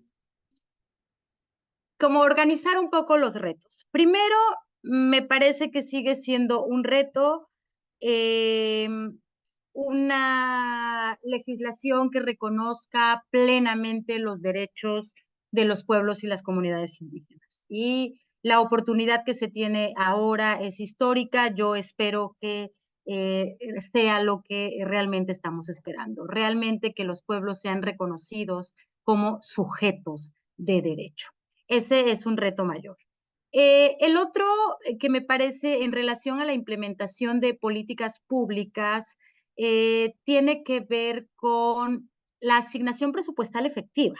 O sea, hay presupuestos, el recurso que decía Alan de los 150 y tantos, no me acuerdo bien el monto del anexo 10, pero para hacer presupuesto etiquetado para los pueblos indígenas, considerando los siglos de exclusión y marginación en los que han vivido, me parecen insuficientes. Por lo tanto, hay que transitar de ese etiquetado a acciones puntuales dirigidas en el marco de todo el presupuesto federal para garantizar derechos de pueblos y comunidades indígenas. Y a mí me parece que en ese sentido hay que trascender del presupuesto federal también a la asignación presupuestal en los gobiernos locales, esto es, en los gobiernos estatales. Entonces, este sería para mí el segundo reto en relación a presupuestos. El otro tiene que ver con garantizar efectivamente la participación de pueblos y comunidades indígenas en el diseño de la política pública que vaya más allá de la consulta. O sea, para mí la consulta sigue siendo todavía un pendiente. O sea, bueno, no se ha legislado, pero habrá que ver cómo vienen las iniciativas de legislación, cómo la consulta no se vuelve un trámite burocrático. Ese es un reto mayor. Y por un lado. Por el otro lado, no se resuelve con la consulta. Habría que incorporar a las personas, a personas indígenas, en el ejercicio, en el quehacer de la política pública. Y yo creo que hay que ocupar, que las personas de los pueblos y comunidades indígenas tendrían que estar ocupando espacios en las instituciones. Ahora, déjenme decirles que no estoy segura, eso ya ustedes verán, si tendría que ser en la figura de un departamento específico ahí aislado o bien como una especie de asesoría general en las instituciones. Eso es algo que hay que pensar, pero me parece que hay que ir más allá. Tienen que participar como una forma de participación, además de la consulta, en el diseño de la política pública. Y ahí habría que también pensar en las instituciones que procuran y administran justicia. También deberían considerar la participación de pueblos y comunidades indígenas. Yo tengo como una fantasía, y mi fantasía es que a razón de la reforma realmente tengamos la posibilidad de elegir una ministra indígena o un ministro. Bueno, yo quisiera que fuera una ministra, pero que a razón de eso realmente tuviéramos la posibilidad de poder elegir a una mujer indígena que entienda, que conozca los pueblos indígenas, que viva desde la identidad indígena, administrando justicia. Y eso habría que hacerlo en todas las instituciones que procuran justicia. Otro reto enorme para mí es el de la participación política. O sea, para hacer política pública hay que estar en espacios de toma de decisiones. Y la participación política tiene que hacerse realidad. Y entonces aquí quiero dividir un poco qué es lo que yo creo. Las acciones, hasta hoy, acciones afirmativas para tener legisladores y legisladoras indígenas, tendría que transitar de ser una acción afirmativa a ser una obligación. Segundo, tendría que quitarse esa decisión conservadora del INE y del tribunal de poner solo un porcentaje de los distritos considerados indígenas para que haya representación indígena. Me parece que en la totalidad de los distritos considerados indígenas debe haber candidaturas indígenas, sí o sí. Entonces hay que transitar a mecanismos, alineamientos mucho más finos para garantizar la participación en los congresos y, por supuesto, tener criterios que no permitan la simulación. O sea, porque de eso ha habido mucho. Ahora resulta que hasta, bueno, no voy a decir nombres, pero ahora se autoadscriben indígenas a la hora de tener una candidatura. Entonces es muy importante afinar los mecanismos de participación política y afinar los criterios para la autoadscripción indígena a la hora de tener un espacio de representación. Pero además creo que también hay que transitar a la representación indígena en los otros niveles, en los otros órdenes de gobierno. De verdad tendríamos que pensar en que tiene que haber mecanismos para garantizar la participación indígena en los ayuntamientos. Quiero poner un ejemplo de buena práctica, ya en la realidad no lo sé, pero si hay compañeras de Chihuahua podrán decirlo aquí.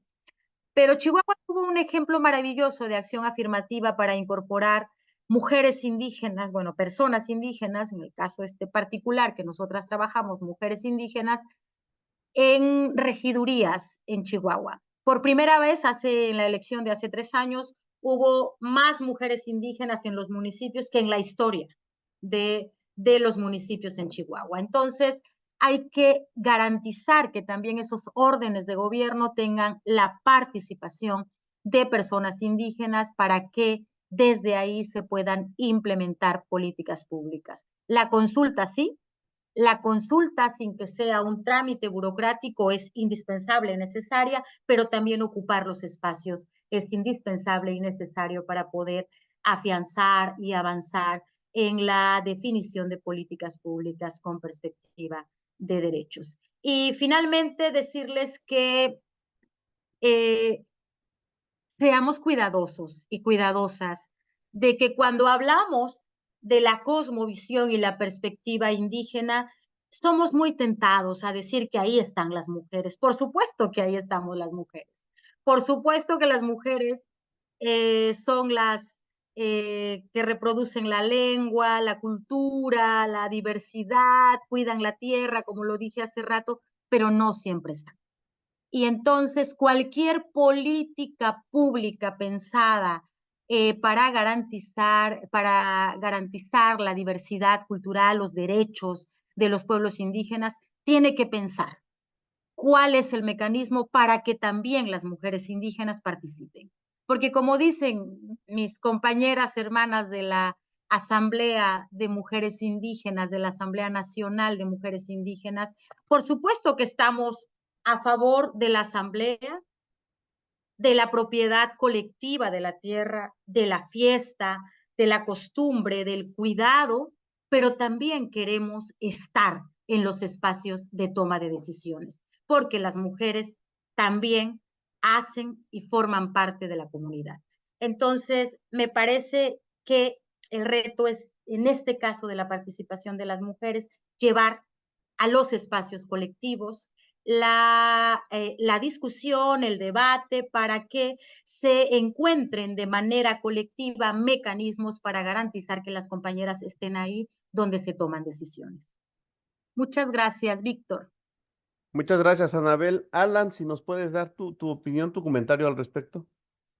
Sí, básicamente creo yo que sí hay que hacer esfuerzos grandes. Por ahí preguntaba alguien si es necesario que exista en cada comunidad alguna agencia, algún despacho del gobierno federal o de los gobiernos estatales. La ideal sería que sí, pero tristemente los recursos son finitos, entonces no se puede en todas las comunidades. Lo que sí se puede hacer es ampliar la cobertura. Creo yo que eso es importante, se debe de ampliar la cobertura de atención. Ya no estoy hablando de que los programas lleguen, sino la atención de primera línea, ¿no? Y ahí hay que hacer sinergias con los gobiernos estatales, los gobiernos municipales. Los gobiernos municipales que también, la verdad, viven en condiciones bastante precarias, algunos de ellos, pero hay que trabajar en sinergia, ¿no? La otra creo yo que a partir de la información que se pueda construir en los años venideros y con todas estas ideas que se tienen en el tintero, creo que sí es importante que cuando se hable de transversalizar la pertinencia cultural y derechos indígenas, es importante que no solamente quede, porque años atrás así pasaba, ¿no? Que dijeron, hay que meter perspectiva de género o tenemos que meter pertinencia cultural. ¿Y qué hacemos? Pues hay que meter un indicador. ¿Cómo lo elaboramos? Ya después vemos. Ahorita ya cumplimos con la ley, ya tenemos el indicador.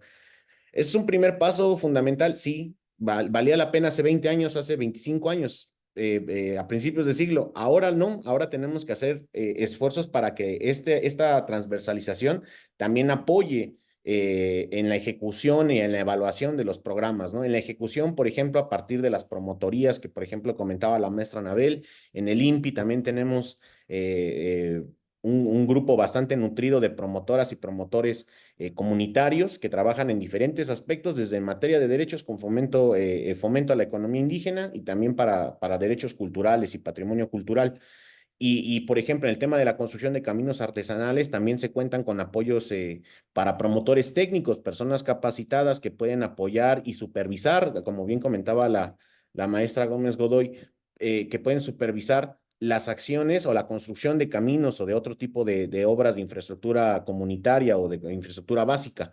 Entonces, es un paso importante. Eso también puede mitigar el primer asunto de no contar con dependencias en todas las comunidades y municipios del país. Y la otra, evidentemente, es el tema de la evaluación, evaluaciones con pertinencia cultural, ¿no? Y quizás también por ahí que estas evaluaciones que consideren y prioricen todos estos aspectos con enfoques de derechos de forma general, pero en particular con los pueblos indígenas, pueda apoyar a que tengamos, por ejemplo, ahora reglas de operación mucho más dinámicas, ¿no? Y con reglas de operación dinámicas me refiero a que no sea una regla de operación única y exclusiva para todo el país, sino que existan apartados diferenciados para cada una de las regiones, si es que se puede bajar a un poco más o ampliar, según sea el caso, para poder tener una pertinencia cultural mucho más adecuada, un enfoque de territorialidad, le llaman otros. Y finalmente, pues es contribuir y continuar con los planes de justicia que están en el gobierno federal, ¿no? Ya lo comentaba anteriormente, ¿no? El presupuesto del anexo 10 debería ser el similar al erguado en los planes de justicia, para pueblos y comunidades. Y así debería de ser para los demás anexos, no solamente el de mujeres también, sino también el de las primeras infancias, niños, niñas y adolescentes, ¿no? Entonces, es solamente la medida, es el estándar. Abajo hay todo un trabajo importante de planeación y de ejercicios que se debe de fortalecer y evidentemente la profesionalización de los servidores públicos, ¿no? Que contemos con pertinencia cultural y que no solamente lo digamos de dientes para afuera, si se me permite la expresión. Creo que ahí es los puntos importantes para poder avanzar, ¿no? Y por ahí lo dejaba. Muchas gracias, Alan. Pasamos con Claudia Gómez Godoy. Por favor, si nos das también tus comentarios al respecto, Claudia. Sí, muy bien. Pues yo creo que los retos pues están desde hace muchos años, ¿no? Creo que en general los conocemos, los hemos estado trabajando, estudiado, los pueblos mismos lo saben.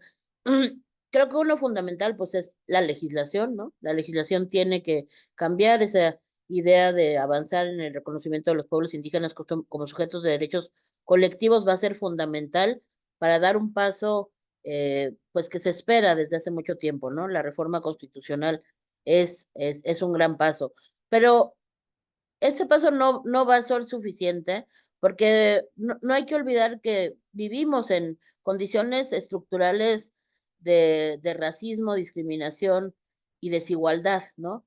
Entonces, creo que el dar ese paso va a ser muy importante, pero va a ser simulación si no tomamos en cuenta que esas condiciones estructurales permean no solamente la legislación, sino la institucionalidad. Y, y ahí hay mucho por hacer, ¿no? O sea, creo que la academia, los propios funcionarios públicos que hoy están tomando este diplomado, pueden ubicar en cada una de las prácticas institucionales. Yo conozco el caso de Conagua, pero seguramente ustedes conocerán SADER, INPI, eh, el propio Instituto de las Mujeres, ¿no? Conocerán dentro de sus propias instituciones acciones racistas y discriminadoras y que fomentan o que permiten que se mantengan las desigualdades día con día, ¿no?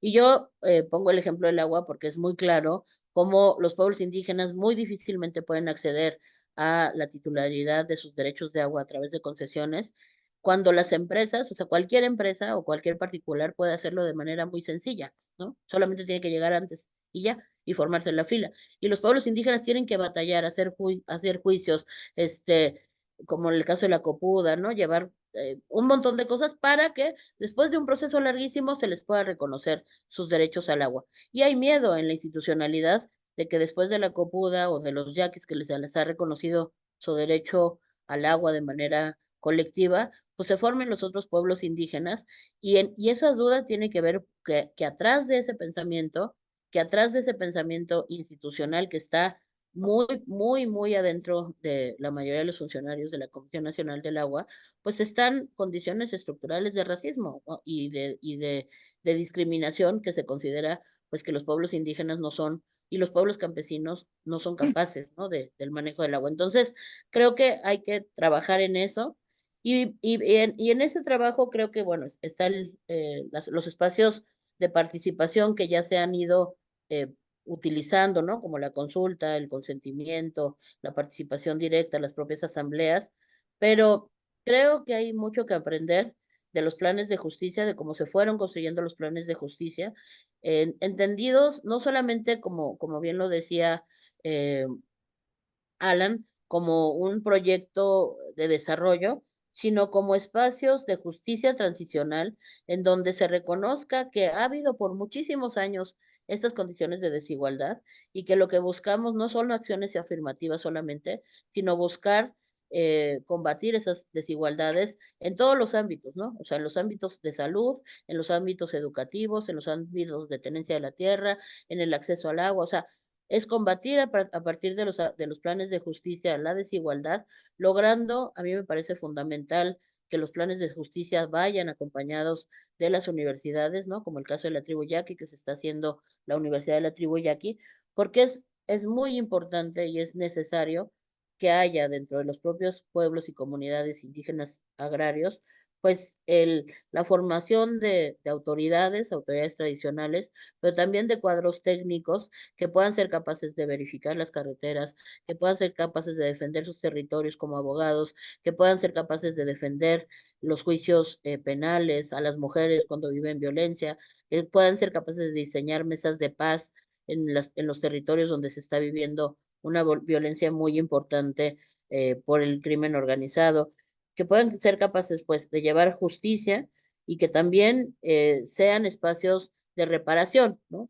Tomando en cuenta pues que hubo muchos años de desigualdad en donde que se siguen perpetrando y debemos de cambiar, en donde hubo regiones a las que se le invirtió muchísimo y regiones completamente abandonadas. Este gobierno hizo un esfuerzo para que esas regiones completamente abandonadas tuvieran planes de justicia o proyectos que les llevaran eh, recursos para obras y para proyectos de desarrollo, pero creo que hay mucho que hacer, sobre todo para seguir haciendo el diseño de las políticas con las comunidades y con las propias autoridades tradicionales.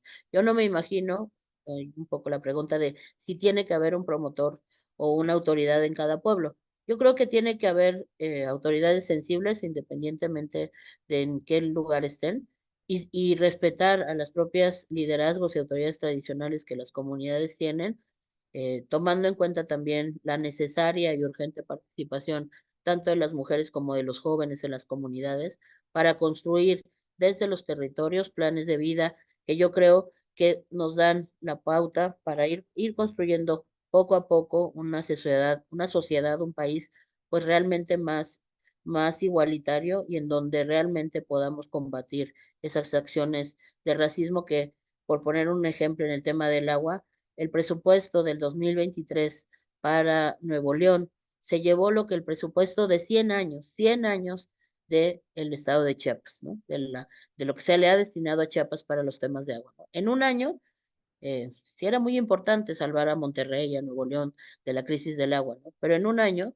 la Conagua gastó lo mismo que 100 años del gasto público en materia de agua en Chiapas, ¿no? Son datos, si les interesan, son datos de Cántaro Azul, que es una organización en Chiapas que trabaja el tema de agua, y eso tiene que cambiar, ¿no? Eso tiene que cambiar porque no podemos seguir perpetuando esas desigualdades en el diseño de las políticas, cualquiera de política que sea, y yo creo que el marco legislativo que va a traer la reforma constitucional nos va a dar pauta para que a todos los que nos interesan, apasionan estos temas, podamos construir pues ese piso parejo que se necesita para que los pueblos logren en condiciones de igualdad combatir ese racismo y esa discriminación del que han sido víctimas por muchos años, ¿no? Listo. Muchas gracias, Claudia. Bueno, se han surgido varias inquietudes entre las y los diplomantes. Varias de estas preguntas que han hecho ya han sido contestadas a lo largo de la sesión también. Voy a leer algunas para que las panelistas y el panelista, pues, si gustan hacer algún comentario al respecto o bien solicitarles un comentario final, ¿no? Hay una gran preocupación en torno a los derechos de las mujeres, en cuáles son los límites entre el respeto a los usos y costumbres, dicen, y la protección del derecho a las mujeres, si hay en el caso de de esta partida, de este programa que tiene el anexo 13 de mujeres indígenas en el INPI, si haya algún botón de pánico, dicen, para mujeres cuando se reciben amenazas de todo tipo, amenazas de muerte o agresiones por la defensa del territorio, si hay algún mecanismo de protección. Bueno, ya hay algunas preguntas que ya se contestaron también sobre los derechos lingüísticos, otra vez sobre el tema de las mujeres o estas instancias de la mujer que se establecen en el caso de Oaxaca, en donde dice que los establecen, pero no les dan recursos ni oficinas.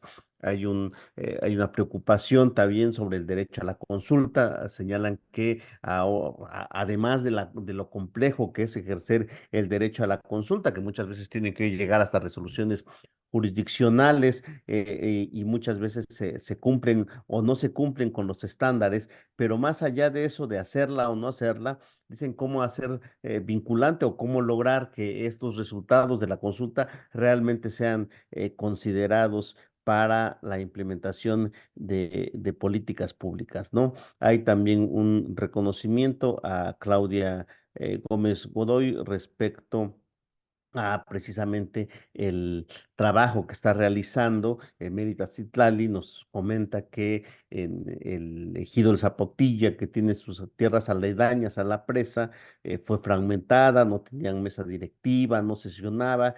Y ahora el ejido se ha reconfigurado, sesionan, ya tienen su mesa directiva, las mujeres trabajan en la sinergia de la economía local, se han reforzado las estructuras sociales. Bueno, hay un reconocimiento a esta labor que se está realizando y que, bueno, pues nos denota precisamente que hay esta implementación de estas buenas prácticas. Entonces, en razón de eso, quisiéramos solicitarles un último comentario, un breve comentario, porque estamos en tiempo. Yo sé que sus agendas son apretadas y vamos a pedirle a Alan si nos pudiera hacer, en razón de esto, un último comentario.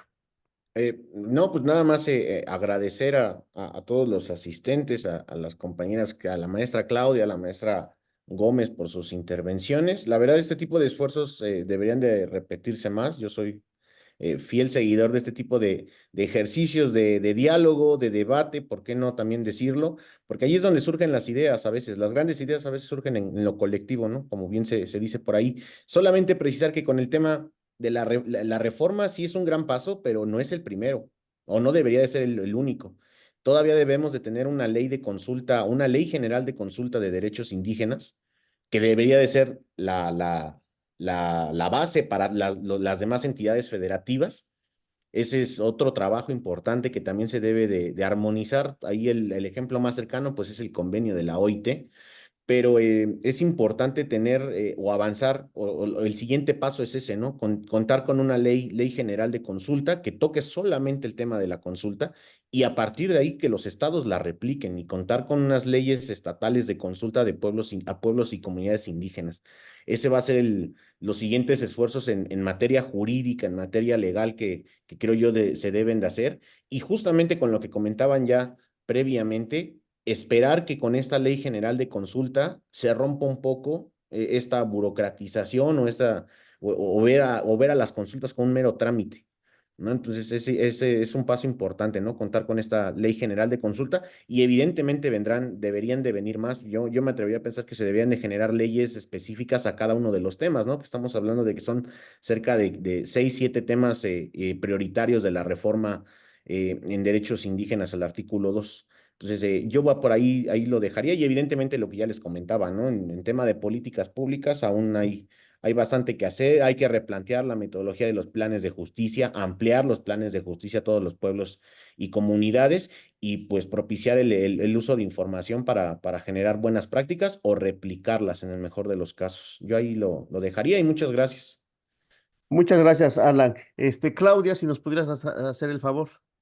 Sí, no, pues también muchas gracias a todos ustedes por la atención, por las preguntas, y a Alan y a Anabel por compartir esas reflexiones. Siempre también creo que uno aprende mucho de ver, ¿no? Lo que uno está pensando también en el otro y reforzar o complementar pues muchas de las cosas que nos preocupan. Yo creo que o sea, hay mucho de que rescatar con lo que se ha hecho, ¿no? Con lo que se ha logrado. También es grande el reto de trabajo hacia adelante, pero creo que teniendo funcionarios como ustedes, ¿no? Que se preocupan por este tema, que vienen a estos diplomados, y yo los invitaría es cada vez que tengan que tomar una decisión, cualquiera que sea, así como nos ponemos los ojos del género, o sea, ponerse los ojos de la interculturalidad y decir, a ver, esto que estoy a punto de decidir o esta acción que estoy a punto de tomar, de proponer esta política que estoy ejecutando, respeta la diversidad cultural del país, respeta las distintas formas de ver el mundo que existen en nuestro México, este, ayuda a combatir las desigualdades.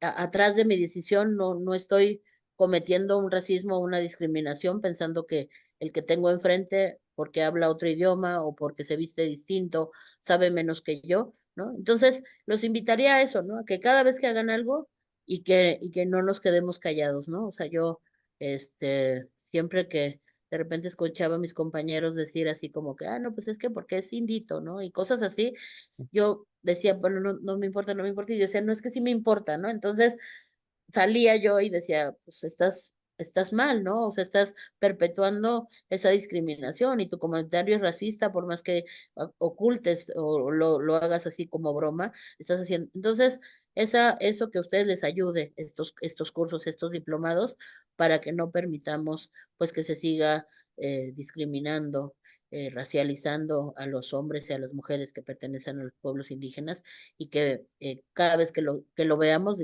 nos cuestionemos a nosotros mismos si lo estamos haciendo así y propongamos cambios y reformas a lo mejor mínimas y a lo mejor estructurales, pero esos cambios mínimos también van a ayudar a que pues construyamos ese México al que aspiramos, ¿no? Que es un México en la diversidad. Muchas gracias, Claudia. Anabel, si nos haces el favor. Sí, yo quisiera comentar mi último comentario en relación a la pregunta o comentario que refirieron en relación a la violencia que enfrentan las mujeres indígenas. Primero decir, la violencia en contra de las mujeres no es una condición de los pueblos y comunidades indígenas, lamentablemente es una condición de la sociedad, de esta sociedad patriarcal y capitalista en donde las mujeres estamos más expuestas. Solo decirles que 70% de las mujeres refirieron haber vivido algún incidente de violencia a lo largo de su vida. Eso nos da cuenta de la realidad de la violencia en contra de las mujeres. Detrás, ¿qué hay? Este sentido de propiedad y de la falta de reconocimiento de las mujeres como personas con derechos. Entonces, sí, por supuesto que hay situaciones de violencia en las comunidades indígenas, pero no es una condición de los pueblos. Hay violencia como hay en las ciudades o en otras zonas no indígenas. Y yo ahí es a donde quiero cerrar mi reflexión. Me parece que el reto que tenemos como pueblos y comunidades indígenas y también como instituciones que debemos trabajar por el ejercicio de los derechos y en este caso del derecho colectivo de los pueblos y comunidades indígenas está en llevar el debate y las problemáticas de las mujeres a lo colectivo. ¿Qué quiero decir con esto? Que así como estamos impulsando hablar del derecho al agua, del derecho a la tierra, al territorio, tenemos que hablar en las comunidades del derecho a una vida libre de violencia y desde las comunidades se tienen que impulsar estrategias y acciones puntuales para prevenir y para sancionar la violencia contra las mujeres. Yo soy una convencida de la justicia indígena. Hay una maravilla de mecanismos de justicia indígena para sancionar varias cosas, pero resulta que cuando se trata de violencia en contra de las mujeres, en muchas comunidades, el encargado de hacer justicia, sea el alcalde, el síndico o quien sea, no tiene tiempo de hacer justicia, ¿no? Entonces necesitamos llevar esta problemática a lo colectivo, a la asamblea. Es desde ahí, desde donde se pueden implementar acciones realmente eficientes. Si no, no voy a hacer la pregunta del millón aquí, pero seguramente más de una está tramitando una pensión que no le han pagado o que se tardaron en pagarle porque los trámites de procuración y de administración de justicia en sí mismo son una pesadilla. Por supuesto que no deberían ser así. Y ante ese escenario es muy importante que además haya mecanismos comunitarios. Si los pueblos y las comunidades indígenas cuidaran de las mujeres y las niñas como cuidan del agua, del territorio y del bosque, tendríamos otra realidad. Yo soy una convencida de que desde lo colectivo se puede garantizar a las mujeres una vida libre de violencia y ojalá las distintas instituciones y también las personas que habitamos en comunidades indígenas podamos apostarle a lo colectivo por el bien de las mujeres y por lo tanto por el bien de la comunidad. Gracias, Víctor. Muchas gracias, Alan y Claudia, por compartir. A la presidenta municipal, Xochitl, que la veo por ahí, Saludos, Gabriela, subsecretaria de la Secretaría de las Mujeres de Oaxaca. Gracias por escucharnos a todas y a todos. Bueno, les pedimos que enciendan su cámara, por favor, la mayoría o todos, si es, todas y todos, si es posible, para tomarnos la foto del recuerdo. Nos haces el favor, Blanca. Y bueno, pues agradecerle infinitamente a Claudia Gómez Godoy, a Anabel López Sánchez, a Alan Armijo. Sabemos que tienen una carga impresionante de trabajo, que su agenda es bastante compleja, que están ya en los cierres de muchos programas y demás, y pues eso lo hace más compleja. Y sin embargo, se dieron el tiempo, el espacio para venir a compartir con nosotras, sus experiencias, sus conocimientos y cómo están implementando esta perspectiva de derechos desde sus respectivos ámbitos de actuación. Recordamos también que el día de ayer fue el Día Internacional de los Pueblos Indígenas, que hay ya un aprobado, al menos en comisiones, un dictamen que con todas las limitaciones, con todos los asegúnes que todavía tiene este dictamen aprobado, pues hay un paso adelante, ¿no? Que ha sido la historia recurrente de los pueblos y comunidades indígenas. Los derechos se parece que se conquistan paso a pasito, y todavía hay una resistencia a tocar varios de los temas centrales, como es la representación política, como es el territorio y algunos otros aspectos a más, pero hay un avance que también es innegable señalarlo, ¿no? Agradecerles entonces a todas, a todos.